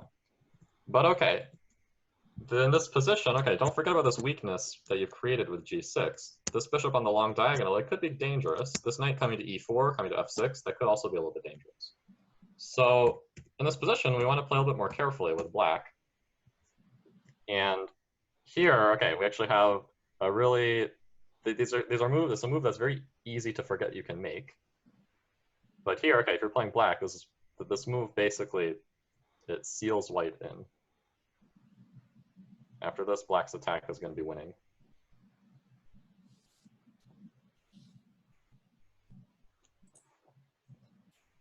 So is it queen to g3? So yeah, I mean, we have a lot of attractive moves here, right? Queen g3, queen h1. What about okay. the rook lift? Yeah, what about rook d5, right? Okay, so yeah, we could look at queen g3, for example. Okay, queen g3, right? Now, okay, this is a big threat, right? But okay, actually here, after knight e4, it's not so clear. Because, okay, well, if you try discover check with your bishop, I'm going to take your queen. And otherwise, your queen actually doesn't have a good place to retreat to. If you go away from your bishop, I'll be able to take it. Because now, okay, my queen is also helping, right? So, yeah, queen g3 is not quite it. And rook d5, we're getting closer, but think about which of black's pieces is not contributing to anything right now. Bishop h1. Well, this bishop is doing something. Okay, bishop h1 is a nice idea, but okay, I'm not quite sure you're threatening anything. f5. Right, f5. So, well, okay, what are you trying to do? Just keep the knight out and make some space for the rook. All right, keep the knight at a e4 and maybe make some space for the rook. And okay, yeah, this rook is the right idea. And Tarish, he just played this very simple move, rook f8. And okay, really, the point is, whenever this king starts running to f2, it will not be able to go to the e-file anymore. So we kind of, we put a lock on white's king here. He can't escape very easily. And now, okay, a move like, okay, bishop takes rook, queen g3 could be much stronger because after knight e4, sometimes the rook could just take it. And all right, here, Nimzovich is still trying to defend, and he plays, he plays a good defensive move. That's the best try in this position, knight e4. So, okay, now Tarish says, all right, well, I'm down a lot of material, so I'm going to try and take something back. Queen h1, forcing the king out to f2, and now bishop takes f1. So, okay, for the moment, that bishop is immune because we have this skewer. And the queen is going to be undefended on c2. So, okay, black is actually up the exchange in this position. But, all right, Nimzovich still has some tricks, right? He has this knight, he has this bishop on the long diagonal. And, all right, rather than play knight f6 check, which is just going to open up the rook on the e-file, he instead decides to just play d5. So now he's opening up that bishop, trying to get a counterattack with queen c3 maybe. And now, okay, knight f6, that might be a little more dangerous. So he's just kind of keeping his threats in reserve. And all right, here, Tarsh finds a really nice way to just kind of keep things under control. He plays f5. So, okay, I think someone suggested that earlier. And now this is really the right time for it. Because, okay, if you play knight f6, then I'm just going to get out of check. And, okay, if you take my rook, I'm going to recapture. And now, who wants to find the defense to queen g2 checkmate? In fact, even if you take this, this is still checkmate. It's a funny checkmating pattern there. So, yeah, white can win some material back there, but unfortunately his king is still going to be in trouble. So, all right, after f5, well, he's still trying to fight. He tries the trickiest move he can. He plays queen c3. Okay, this looks pretty scary, right? Queen g7 checkmate.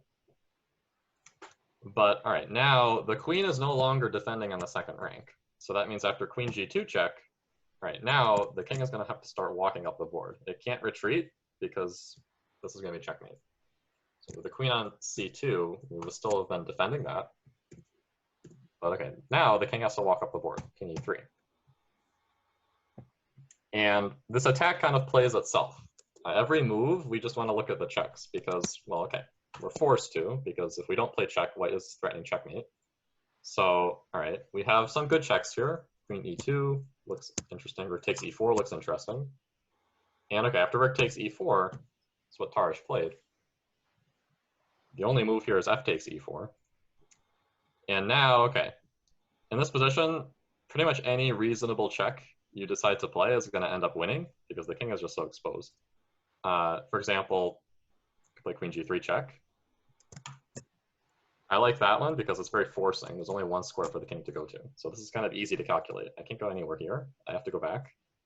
And now actually, this is going to lead to checkmate. Here I only have one square, and then checkmate. So it's a good mate in 3 puzzle. But actually, Tarsh didn't see that, or maybe he did see it, but he wanted to win in a more, I don't know, beautiful way. So he played f4. And now white's king is going to put on his running shoes and go for a walk up into black's position. So rook f8 check, king e5, queen h2 check, king e6. So we're almost going to get a touchdown here, but rook e8. All right, there's only one move out of check. Okay, you could play here, or you could play here. If you play king to f6, then all right, I think this is checkmate. Is it? That's checkmate. This is also checkmate. Yeah. So there's many roads to Rome here. But okay, after king d7, this is a very nice finish. Bishop b5 is actually checkmate in 1. So the bishop, the queen, and the rook, they all work together to take away all the king's flight squares. So that game's kind of the perfect example of like how you should play when you have the hanging pawns. And here actually Nimzovich had made some mistakes earlier. So like for example, earlier in the game, Nimzovich for kind of no reason played bishop b5 and then took a knight on c6. And then Tarsh just said, thank you, now I have an extra bishop pointing at your king and this bishop is not defending. And here, yeah, after knight takes d2, there's not a good answer to this idea of d4. Even if you take with a queen, I can still play d4. And although I won't have the same double bishop sacrifice, after pawn takes, I could simply remove the knight and now come in here with a queen. And okay, at the very least, even if I don't end up checkmating you, I can win the exchange with this bishop f4. So, okay. This should be winning for black also. Here, okay. Bishop f4 is good enough. This is also probably good. Queen takes is also probably good. And okay, maybe here, you play a move like rook to e8. Kind of the same ideas in the game, threatening mate here. So yeah, a big part of actually playing these structures is kind of knowing like when things are getting out of control. So like actually here, it looks like a pretty normal position. Like it doesn't look like anything major is about to happen here. But actually, this after knight takes e2, pretty much by force, black is almost winning here because there's just nothing white can do about this d4 move. So really, the mistake white made was going into this position in the first place, actually getting to this spot where these two bishops were aiming at the king. That's super dangerous, and you usually don't want to allow that. Even if you win a pawn for it, this is usually, just like that knight on f5 that Kasparov was talking about, these two bishops, that's usually worth a pawn, at least. So yeah, so that's my favorite example of, you know, hanging pawns, especially with a double bishop sacrifice. And my next game, I'm going to show a different perspective of how to play against the hanging pawns. So all right, let me switch to the next game here.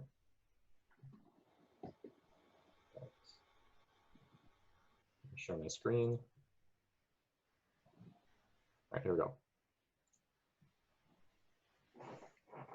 So this is a more modern game, not played over 100 years ago. So it's played about 10 years ago. And okay, this is also a nice example of how like a stronger player will try to outplay a weaker player. So playing white here is a very experienced grandmaster, Axel Bachmann. And okay, his opponent is an international master. I think he's Argentinian. This was played in I think in South America, some tournament there. And okay, here we kind of, you know, we've gotten out of the opening, and this is kind of just a normal position. Like if you turned on the computer, it would say equal. Both sides have developed. We just have this hanging pawn structure, and the fight is going to be, you know, who can outplay the other, who can get their breaks in. Can black get this in? Can white get these breaks in? And whoever can, you know, do that most effectively is going to have the upper hand here. So, all right, it's black to move here, and black has a fine position, and he plays knight d7, which is fine. He's just supporting his c5 pawn a little more. Okay, notice in the last position there was a little bit of pressure here, and he just wanted to over-defend that. So maybe, for example, bishop takes f6 might have been a threat, because if you take with the bishop, I'd be able to take that pawn on c5. So knight d7 just kind of avoids that. And okay, here, I really like this next move that Axel plays. He plays this kind of funny, almost provocative looking move, queen to f5. Okay, the reason why I like it is because actually here, we can see that, all right, this move e4, white could actually play it right now. There's nothing wrong with this move e4. If black takes, then white basically gets what he wanted. He gets the c4 square as an outpost for the knight, either this one or this one on e4. And now the c5 pawn is just a weakness. I can attack it, and it can't be defended by another pawn. And all right, if you don't take on e4, if you play d4, then now, okay, well, I still get this c4 outpost for my knight. I can play knight c4, hitting the queen. And after the queen retreats, now this is really instructive. White can even play b4 now. And the idea is just, okay, I'm just going to kind of liquidate everything in the center. So if you take here, then we're just going to recapture on d4. And okay, I mean, white has achieved his goal. There's no more hanging pawns in the center. White's pieces are now going to be a little bit more active. This bishop now has a nice open diagonal. This knight could go to f5. And okay, potentially, you can imagine with a knight on f5, there would be some kind of attack against the king. But okay, Bachmann decides that he's going to play queen f5 because it doesn't force the position. It doesn't force the play. So like if you play e4, okay, black probably isn't going to want to do this because this is pretty easy to see that, okay, you don't have much counterplay. This pawn is just a weakness. So black really has only one good move here, d4. And then after knight c4, okay, well, I have to retreat the queen. That's kind of forcing. And after b4, you're again kind of forcing black's hand because I'm threatening to just remove this, and then I'll be able to take on d4. So this position kind of happens by force. And as opposed to queen f5, it kind of keeps all of white's options open, and it asks black, what are you going to do? So the position is still equal. White's not better here. I mean, this is not even a real threat, because there's going to be always some kind of knight discovery. But the queen just kind of sits there. You know, maybe queen g4 will provoke something. And black now has to find a decent way to continue. So actually, yeah, here black went wrong. He played a very natural looking move that turned out to be a mistake. But I'm curious what you guys would play here with black. You know, just pretend this is a tournament game. What looks like a reasonable move here? We don't have to defend the d5 pawn, so. What about G7? Oh, you mean g6? Yeah. Yeah, you could play g6. That's actually probably what Bachmann was hoping for. So if you play g6, probably the queen will just come back. And now I'll say, yeah, you know, g6, it may not hurt your position that much, but okay, after queen c3, that's an extra thing for you to worry about.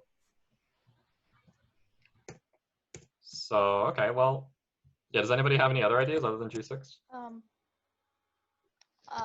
What if he played bishop f6? Okay, yeah, you could play bishop f6 also. Yeah, that's not a bad move. And then, okay. I don't think white has anything better than just maybe to take. And knight takes f6. We've traded off some pieces, so here Bachmann would probably be also happy. He would just go back with the queen, and it may not look like white achieved much, but we've gotten rid of this dark squared bishop, which was defending the pawn on c5. So here, no, probably Bachmann would be happy here too. But no, really here, okay, if you're playing black here, you just want to kind of sit tight. You don't want to trade pieces. You don't want to weaken your position with a move like g6. You know, kind of like simple moves like rook e8. And this rook wasn't doing anything on f8. Now the rook is here. And you know, white can play queen g4, but you know, I can play bishop f8 or bishop f6 there. And it's not really clear if the queen is going to do anything else on g4. And okay, here Bachmann would probably have to come up with some different plan. So probably he has to bring the queen back and try for e4 again. But okay, here, okay, black, he kind of, he thinks that queen f5, you know, it's a move that we want to try and punish somehow. So he tries to now be a little aggressive. He plays knight a5. And this looks very reasonable, right? I mean, I'm attacking this pawn, right? But actually, this knight is really going to be poorly placed on a5. So Bachmann just plays rook b1. And now we can see that this is actually a real idea, to play b4. In fact, on his very next move, white might even play that. Because, okay, if you take twice, okay, there's always going to be some kind of pressure. There's going to be some kind of pin with bishop c3 or some discovery with bishop takes g7. And okay, after this, because I'm also gaining a tempo on your knight, then if you're not going to be able to take it, then it will just have to retreat. And then I get the d4 square after this pawn is gone. So, all right, things still don't look so bad, though, for black. So he plays knight f6 now. And okay, the queen just comes back to c2. This is like really funny how Bachmann is playing. He's just kind of trying to provoke his opponent into making a mistake, which is that's usually how a stronger player would try to outplay a weaker player here. Not go for anything forcing right away, but just kind of wait for black to self-destruct. So okay, here, okay, now b4 once again is an idea.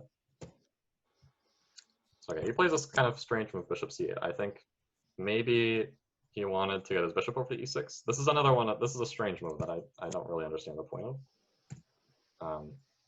Although here, okay, if black tries to just pretend like everything is normal and go back here, then okay, I'm not sure what he was worried about here, to be honest with you, because bishop takes f6, bishop takes f6. Okay, this pawn is not attacked. The rook, Bachmann's rook moved away from the c file to b1 earlier. So yeah, knight c6 is probably a better move. Okay, he plays bishop c8.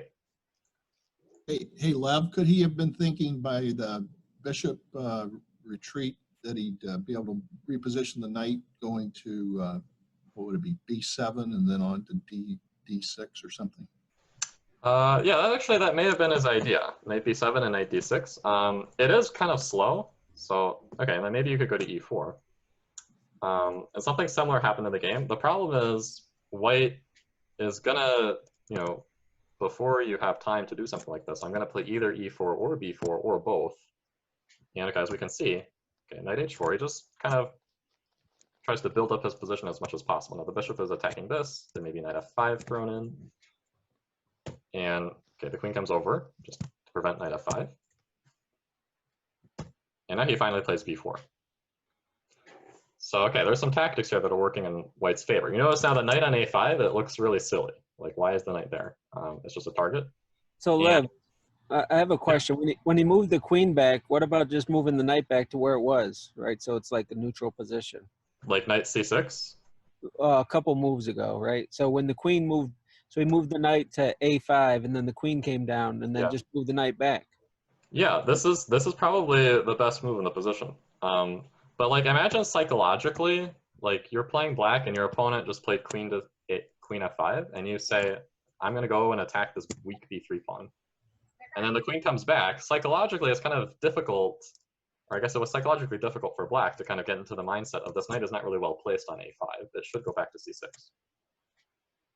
So yeah, you know, this is like kind of a back and forth cat and mouse game where white is trying to provoke black into making bad decisions, basically. Yeah, did that answer your question? Yes, thanks. Okay, yeah. So yeah, psychologically, it's kind of difficult for black to accept that this knight shouldn't be on a5, because he thought he was doing a good job to put it there. But okay, now once we get to this position, knight h4, queen e6, it becomes pretty clear that this knight shouldn't be on a5. So okay, well, here he ended up playing knight b7, which that's not really a great move. You know, he could at the very least take first. And there's a simple tactic here. Okay, if you play bishop takes b4, then that simply will lose a piece after bishop takes f6. So that's a very common discovery idea here. You can play rook on b1. You could put a rook on b1, and even you know, even if it's not directly defending the b pawn, there's always some kind of tactic like that. And okay, the knight will have to retreat. It can go to c6. You attack that again. And okay, the pawn will have to advance, and maybe the knight moves somewhere. Okay, go to b4, for instance. And okay, well, the queen moves out of the way. It's like queen b3.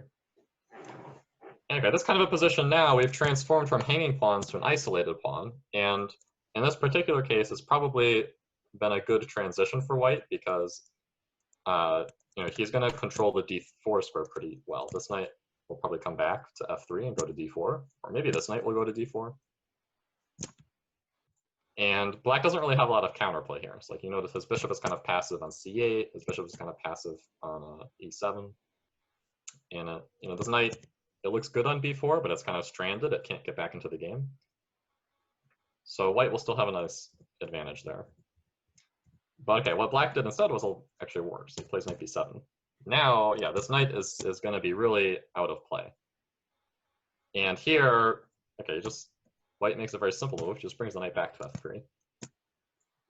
The knight has done its job here, so it goes back. And white is still better here, but actually I want to point out how white could have actually like ended the game almost immediately here, because this is a really nice attacking idea to play knight b3 to provoke this pawn to move, because I'm threatening to just take it. Okay, well, let's say if you play c4, or if you take, I'll do the same thing. I don't care about that. I want to play knight d4. Queen has to move. And you know, you can see wherever the queen goes, this knight not coming on f5 is going to be a huge problem. So yeah, what did Garry Kasparov said, right? The knight on f5 is worth a pawn. And here, yeah, well, you can't even take this because, okay, I can do this. I'm sure there are some other good bishop discoveries, but this looks pretty good. Just attacking the queen and attacking the bishop on e7. I mean, the bishop on e7 is also just hanging. Yeah, this is a really difficult position for black because you know, it's also like the d pawn is weak. At any moment, I could just play bishop takes f6 and take this pawn on d5. So white would actually be nearly winning there. But what Bachmann did wasn't bad either. He just brings the knight back to f3, and he just kind of leaves the tension here. So white tries to get some kind of counterplay now with knight e4. But now, okay, this is a typical kind of transition that we see when we have hanging pawns. The benefit of having these pawns is that they control some very nice squares in the center. And you know, c4 or e4 oftentimes can become good outposts for black's pieces here. So you know, if black could just get a couple more moves to get that knight to e4, black would probably be doing okay. But okay, when you play knight e4 like this, and you allow white to capture and force you to take back not with a piece but with a pawn, then the resulting position, usually it's not going to end well for for the side with hanging pawns here, because now, okay, your pawns get split. White is already targeting them. This pawn is already being a target, and after knight e5, now this pawn is actually just weak now. So yeah, things have, I mean, we've only gone, I don't know, what, 10 moves, and things have gone from like basically equal to now white is basically, white has gotten everything he wants here. And I mean, black didn't even make that many clear mistakes. Probably, if he had just brought the knight back to c6, none of this would have happened. But okay, here, things went downhill pretty quickly. So, well, okay. It's kind of hard to suggest a good move for black here. He took on b4. Okay, he played f5 later, so I can go over that here. Takes on b4, white just recaptures. Trade rooks, and now play f5. Now, though, this weakens a whole another diagonal, this one. So white's next move is kind of very natural. Now we have this obvious threat, bishop c4. And once again, okay, two bishops. Bishop c4, those two bishops are going to be pretty strong. So even the side playing against the hanging pawns, those two bishops, whoever has the two bishops aiming at the king usually is going to get some kind of attack. So, okay, king gets out of the way. Knight c6. Okay, attacking the pawn on a7, opening up this line for the bishop. Maybe trying to take that bishop on e7. It's a very nice square for the knight. Bishop gets out of the way. And here, okay, well, you could play knight takes a7. You could play queen c3. I think Bachmann plays, okay, he takes on a7. So never a bad time to grab a pawn. So that's kind of my theory, and Bachmann seems to agree with it. So, okay, bishop d7. The knight might get a little bit stranded there, but okay, it can still get back into the game from b5 with the bishop here. Queen c3, threatening checkmate. And okay, black could probably resign here soon. And okay, after bishop a6, I think he did resign here. Okay, well he played f4 as desperation. The idea is basically this knight is not defended, and if it moves, there's a really nice tactic here that white pretty much wins the game immediately. Anybody see it?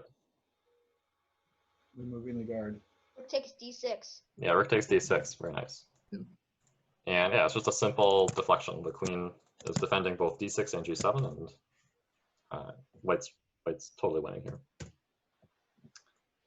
So yeah, I like that game because it's also a nice example of like how from an equal position, a stronger player can outplay a weaker player. And both of these players, an IM, that's nothing to sneeze at, right? So the guy playing black is still pretty strong. But okay, white was very clever or Bachmann was very clever here to play these kind of sneaky moves like queen f5 and then, bring the queen back to c2.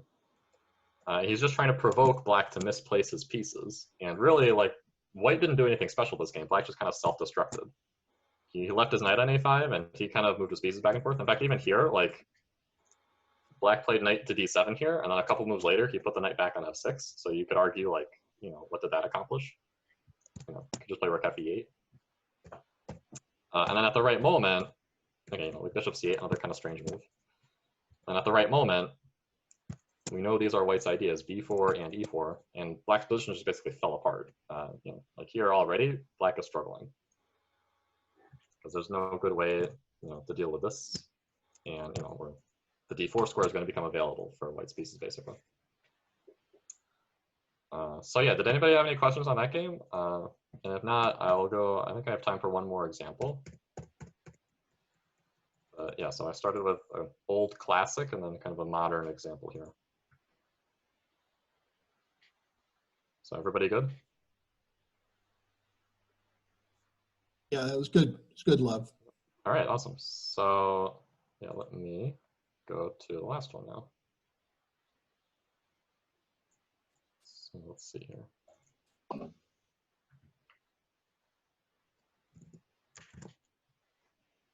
And let me share my screen. All right, here we go. So yeah, now this is an example of like how a GM versus GM battle might happen in this kind of a structure. So both players here are pretty strong. They're both very experienced grandmasters. And, you know, I mean, the guy playing black, I think, for playing white, he was, you know, he used to be in the top 50 in the world. He almost got to 2,700 at one point. And okay, the guy playing black at 26, 27, he's no slouch either. And here, okay, well, we have our hanging pawns, right? Pawns d4 and c4. And there's one other advantage that, like, we should immediately notice white has here. What is that advantage that white has? Bishop pair. Yeah. Bishop pair, yeah. Bishop pair, like, whichever side has it, even if it's the hanging pawns or the side playing against the hanging pawns, the bishop pair is a huge asset because the position at any moment can blow open. And if you have the bishops, then usually the position opening up is going to work in your favor. So yeah, white has a nice advantage here. You know, it's not like winning, and it's not like black is in huge trouble. Black has normal development for his pieces, and we know black has this idea of playing e5 and b5. And all right, so we're just going to see what happens this game. So all right, well, for the next couple of moves, both sides kind of finish up their development. Queen c7, rook e1. So okay, all of white's moves, they're kind of directed against one of these breaks. So like the rook is eyeing that square. And there's a reason he chose e1 and not d1, because d1 doesn't really help in the fight against e5. And this bishop also does a good job in the b5, right? So, all right, rook d8. Now, actually, here is an interesting moment because black could actually play e5 right now. This tactically works out because if white takes, then you know knight takes. Okay, I don't have to take with my queen and run into a discovery. Although queen takes rook is probably good there for black. But I could just play rook takes, and this kind of a transformation is going to be in black's favor because once again, the c pawn becomes isolated, the c5 square becomes available, and well, you can imagine that it is going to sit on c5, and white still has the two bishops. You know, white is not, the position has opened up a little bit, so white doesn't have too much to complain about. But white probably won't be better. Probably the bishops will compensate for this weakness, but probably no more than that, because this bishop is also pretty good. But actually, here, there's a typical way that white can meet this e5 break. And that is with d5. So, okay, it's kind of, usually the general rule is if you have the bishop pair, you want the position to open up. But here, actually, from white's point of view, it's more important to keep this bishop really passive. And after the bishop retreats, now black will still get a nice square on c5, but this bishop is going to be very passive, and white has this protected passed pawn on d5. So this is playable for black, but okay. Marejo didn't want to go for that. He didn't want to, you know, he didn't want to have his pieces be kind of passive like this. So he first played rook d8. Actually here, okay, there's an important strategic, this is an important strategic moment because here, okay, white plays a very deliberate move, bishop b2, rather than just swing the rook over. You know, rook d1 looks very natural, rook c1 looks very natural, rook b1 also might look natural.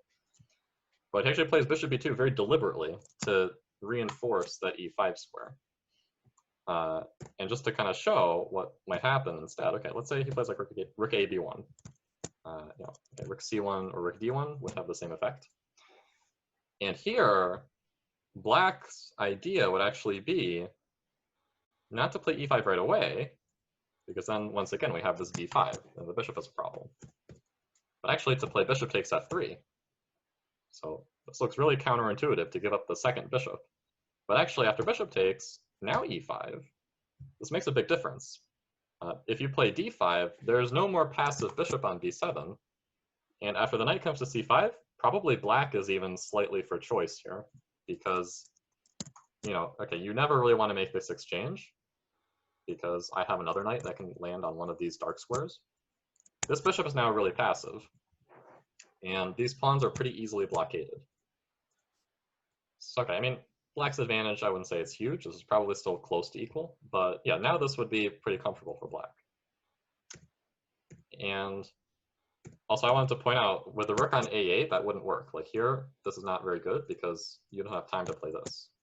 I'm gaining a tempo on the rook. So there's all these things that are going on under the hood here. So rook a8, bishop b2. Now, okay, if you try this, I have too many guys attacking the e5 pawn. So okay, if you play e5, well, okay, actually, I guess black might still get away with it. So okay, here, for example, knight takes e5. This actually might still work out for black. So actually here, yeah, okay, here I'm actually a little bit curious now why black didn't go for that. Maybe, I don't know, maybe he still didn't want to allow d5. This may have been a missed opportunity though, because this still looks pretty good. But okay, maybe, yeah, maybe this idea didn't even occur to him, because this actually looks pretty interesting to me. Okay, so in any case, black plays knight f8 here, which, okay, he has kind of a different idea in mind. So he doesn't want to give this bishop away quite yet, and this knight is now looking maybe to go here, maybe to f4. And okay, well, the position is still kind of within the realms of equality. So now, okay, white gets this knight to e5. The bishop runs away, bishop a8, and bishop f1, just kind of consolidating everything, make sure this is not ever a problem. Black brings the knight in, knight g6, and white just takes another consolidating move, timeout to play f3. So, all right, the position is still kind of within the realms of equality. Black has not really made a lot of progress on either of his pawn breaks, but at the same time, he's doing a good job of keeping d5 under control. And at any moment, there might be some kind of counterplay here. Like, you know, you can imagine the knight coming to h4, maybe some pressure on these squares, right? Maybe this knight can go to h5 and to f4. So, yeah, not g4 would be bad. But yeah, here, okay, black is kind of using his pieces for counterplay here. So okay, he plays knight h4 right now. And here, okay, this is a good moment also, because white plays, you know, a very natural looking move, bishop d3. But this actually turns out to be a mistake.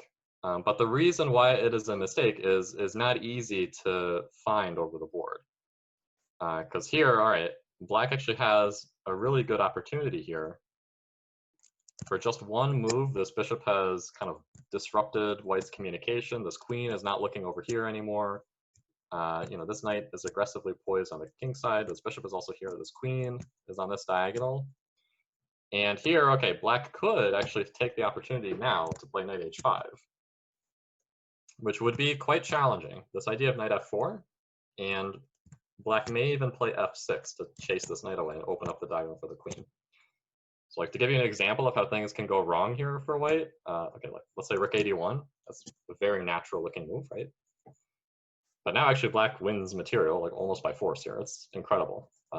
Play f6, attacking the knight. And then knight only has one square to go to, has to go back. And now I play knight f4, threatening knight takes g2. So the bishop comes back to defend it. All very forcing. And now black has this really nice move, knight h3 check. Which I don't know if this was the idea that black missed or overlooked in the game, or maybe this whole like knight maneuver didn't occur to him at all. But here actually, white is basically losing material. If you take the knight, then this is going to be very painful. He takes a f3 check.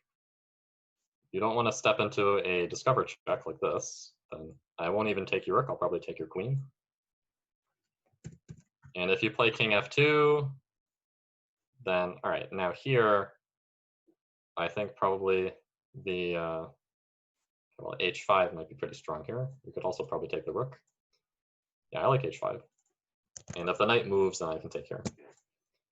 And if you don't move the knight, I at the very least recapture my piece, and I'm still attacking this. So this kind of position, you know, things would be going horribly wrong for white. You know, there's also queen f4 in the air. That's a pretty strong idea. And white's pieces look pretty nicely placed, but you know, the king, there's just this concrete attack that's kind of hard to. It's hard to imagine that all of white's pieces are naturally placed, but white can be losing material. But actually here, yeah, it can happen. So that's why these positions, they're tough to play. So, even, this GM, bishop d3, that's an inaccuracy, but okay. The other GM doesn't find this right path here. He doesn't find all the tactics there. And instead, he plays knight d7. Which, that kind of, it looks like, not the ideal move you want to make.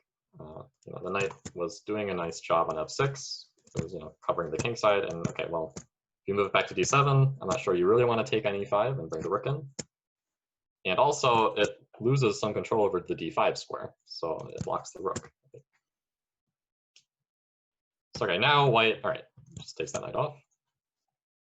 Rook takes d7, and brings the queen back. So okay, white is playing very logically now. Black moved the knight away from the king side, and we have this battery attacking the h7 pawn. So black plays king h8. Kind of typical for GMs, they always find the tricky way to defend something, and bishop takes h7 now, it's not check, so black has time to trap the bishop with f5. This would be preferable, like you could play h6 or g6, but both of those would create some kind of weakness on the king side. So g6, that pawn might be a target later. g6 obviously opens up this long diagonal. So king h8. But now, all right, queen f2. White starts to swing his pieces over to the king side. So this knight now, okay, well, it was doing something good for black's position earlier. Now, okay, it's kind of being made to be a target. And this whole time, there's all this tension here in the center. It's like every move, both players are calculating what happens after d5.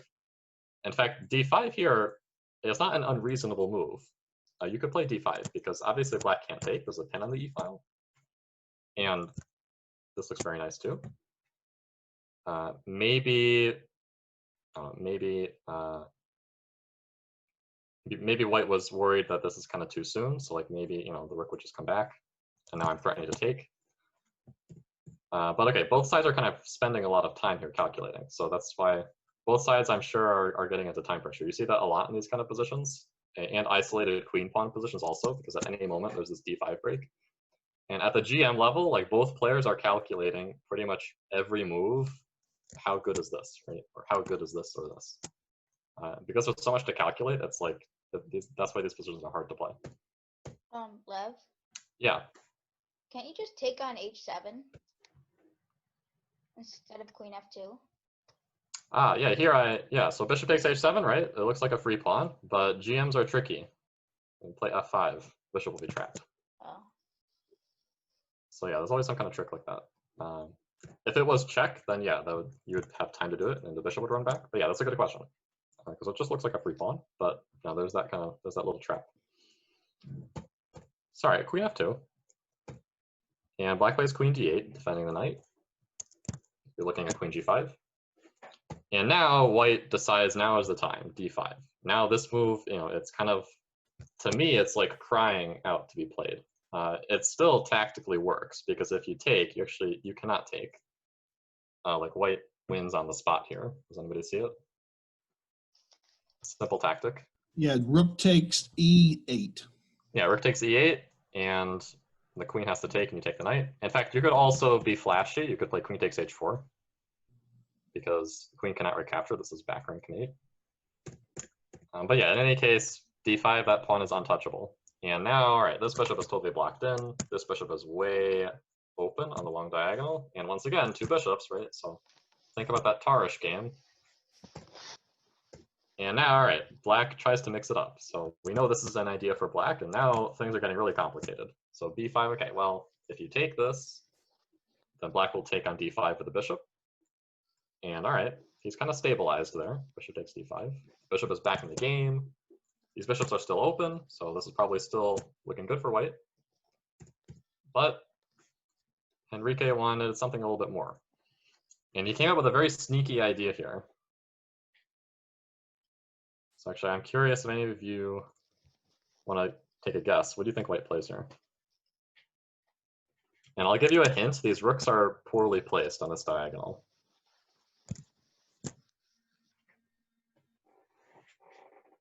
It's kind of like, this is typical GM trickery here. Bishop C2. Yeah, bishop c2. It's a very sneaky move. This is like just the kind of move you want to make if your opponent is in time pressure also, because, you know, both sides are probably getting closer to time pressure now because that's kind of typical of these positions. And black is probably calculating, you know, what happens if we take here. He's probably calculating this bishop sacrifice, you know, he's calculating this. And then a quiet move like bishop c2, that's so easy to miss. And this really is a simple tactic here. If you take, which is bishop a4. And this is really bad for black, because if you take here, I take your rook, and your queen will not be defending the knight anymore. Yeah, so bishop c2, I'm sure black was not happy to see that move. And, well, okay, once again, you cannot take this because of the same tactic, and you cannot take this. So it's kind of hard to find a good move here for black. So he plays rook g8. Now he's threatening to do this, and he's defending the g-pawn. But yeah, it should go without saying that things have gone a little bit wrong for black. These two bishops are just really, really strong. So d takes e6, kind of simple. Just take the pawn. D takes e6, or f takes. And here, this is a Paul Morphy move. So if any of you have studied Paul Morphy's games and you know how he likes to play, you could just take the pawn. You know, that's still good for white. But after white's next move, I think black just resigned. Rook a d8. Rook a d1? D1, yeah. Rook a d8 would be good too. It would take the queen, but no, rook a d1. Yeah. So here, okay, it's such a simple move, but it totally highlights how overstretched black's position is, because all of white's firepower is focused on the king side, and here there's just no good move for black. If you take the rook, and this is what happened: rook takes, rook takes. The queen has to stay defending the knight. Okay, if you play queen e7, okay, we'll get to that in the game. In the game, I think he played queen g5, yeah. And now, okay, queen g3, just kind of highlighting the fact that black doesn't want to trade queens here, because after knight f5 or knight g6, either one. I mean, you could take, or you could just take here. White is up a pawn here, and white still has the bishop pair, and this rook is coming to d7, and g7 is weak. This looks terrible for black. So that's not really an option. The queen has to go back to e7 anyway. And now, okay, this is the move that finished the game off. After this move, black resigned. Keeping with the theme of deflection here. Anybody see it? Rook d7. Yeah, rook d7. It's totally crushing. Okay, if you take it, then queen takes h4. And who wants to stop checkmate? Yeah, there's no good way to deal with that because of this pin. You can't play g6, and if you play h6, I just take it. Checkmate. So yeah, I mean, there. Okay, if you know, because things, I think you guys felt that things went wrong for black kind of there. When we started, you know, once again, the position was more or less equal. But yeah, where black went wrong, well, okay, he had some missed opportunities here with this e5 break. And, you know, when he had his knights over here for counterplay, there were some missed opportunities there too. So like, but they're not easy to calculate this. And, you know, when every move, you're also calculating this, and you're calculating, you know, can black play b5? Even as a pawn sacrifice to get the d5 square. You know, these kind of weird looking, I think this is some computer idea here that somebody found. Knight h5, yeah, knight h5 here, I think. You know, it's not easy to spot. But yeah, these kind of positions, they're some of the toughest ones to play over the board, because at least at the GM level, like everybody is calculating one of these pawn moves, like every move. Is d5, is it good, you know, to open up my bishop?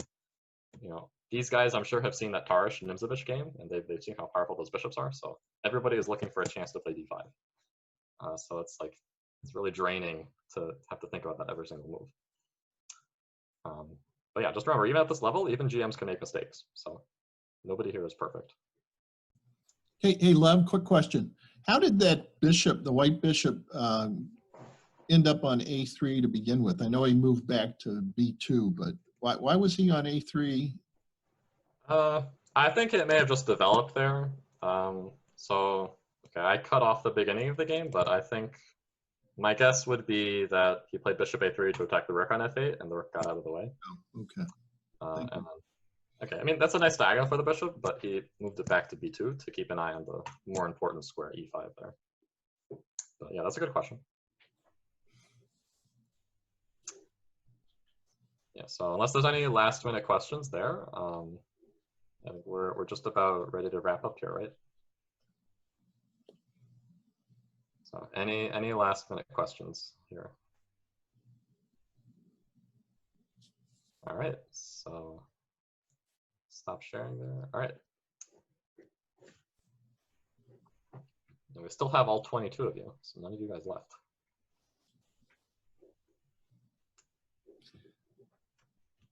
Well, thank you very much. All of the presentations were terrific.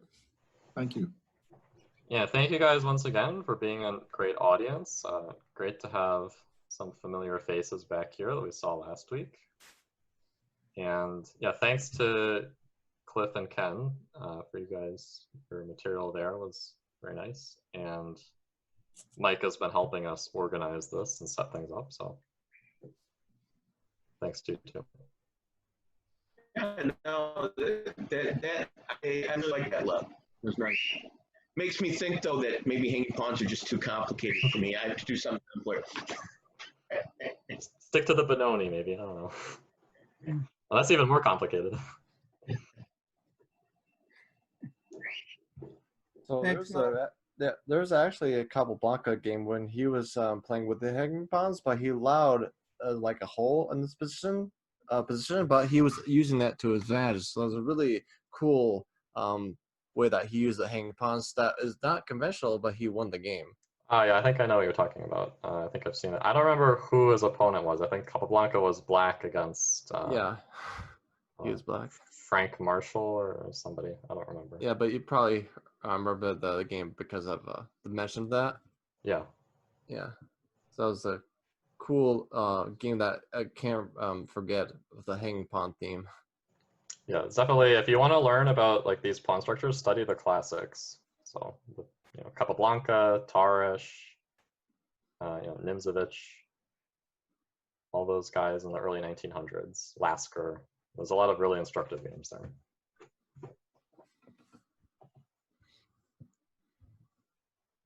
Thanks, guys. It was awesome. Yeah, no problem. All right, yeah, thanks, Matt. Thanks for being here. So, what looks awesome is that hammock. yeah, it looks very comfortable. Yeah, it's a beautiful day. So what are the plans? Are we going to do this again at some point, or what are you guys thinking? Yeah, that's a good question, Jim. Well, okay, I want to confirm with Cliff, Ken, and Mike here, but I believe we were planning to do 1 or 2 more weeks. So the Chess Center is expected to open back up, like, hopefully by the end of the month. So once we have, like, normal chess camps going, like, Cliff and Ken are going to have some obligations there. But until that happens, I think, yeah, we were planning for next week also, right? Yeah, next week was planned. It was the one after that I think we were wishy-washy on. Yeah, I said I was good through next week. Okay. So yeah, so I guess Saturday the 13th will be the last week with Cliff, Ken, and I think Ken and I will then have to decide if we want to do next week. We can do it without Cliff, but we haven't decided that yet.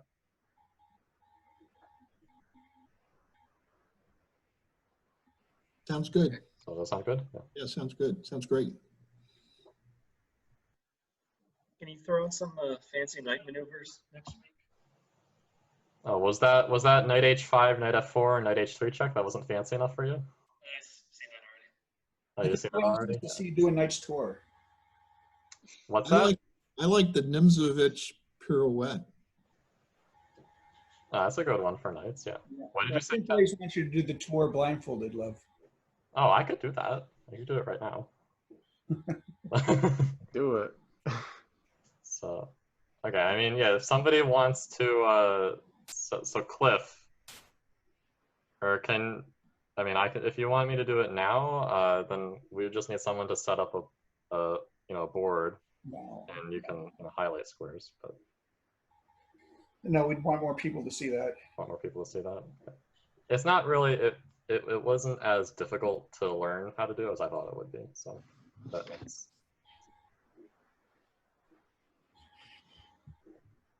All right, well, it's lunchtime, so I'll see you guys later. All right. All right, thanks, Ken. Yeah, See bye-bye. you, lad. Thanks everyone for coming. Bye. Bye. Thank you again. Thanks. Yep. Thanks, Thank you guys. guys. Did a great job. Oh, wait a minute.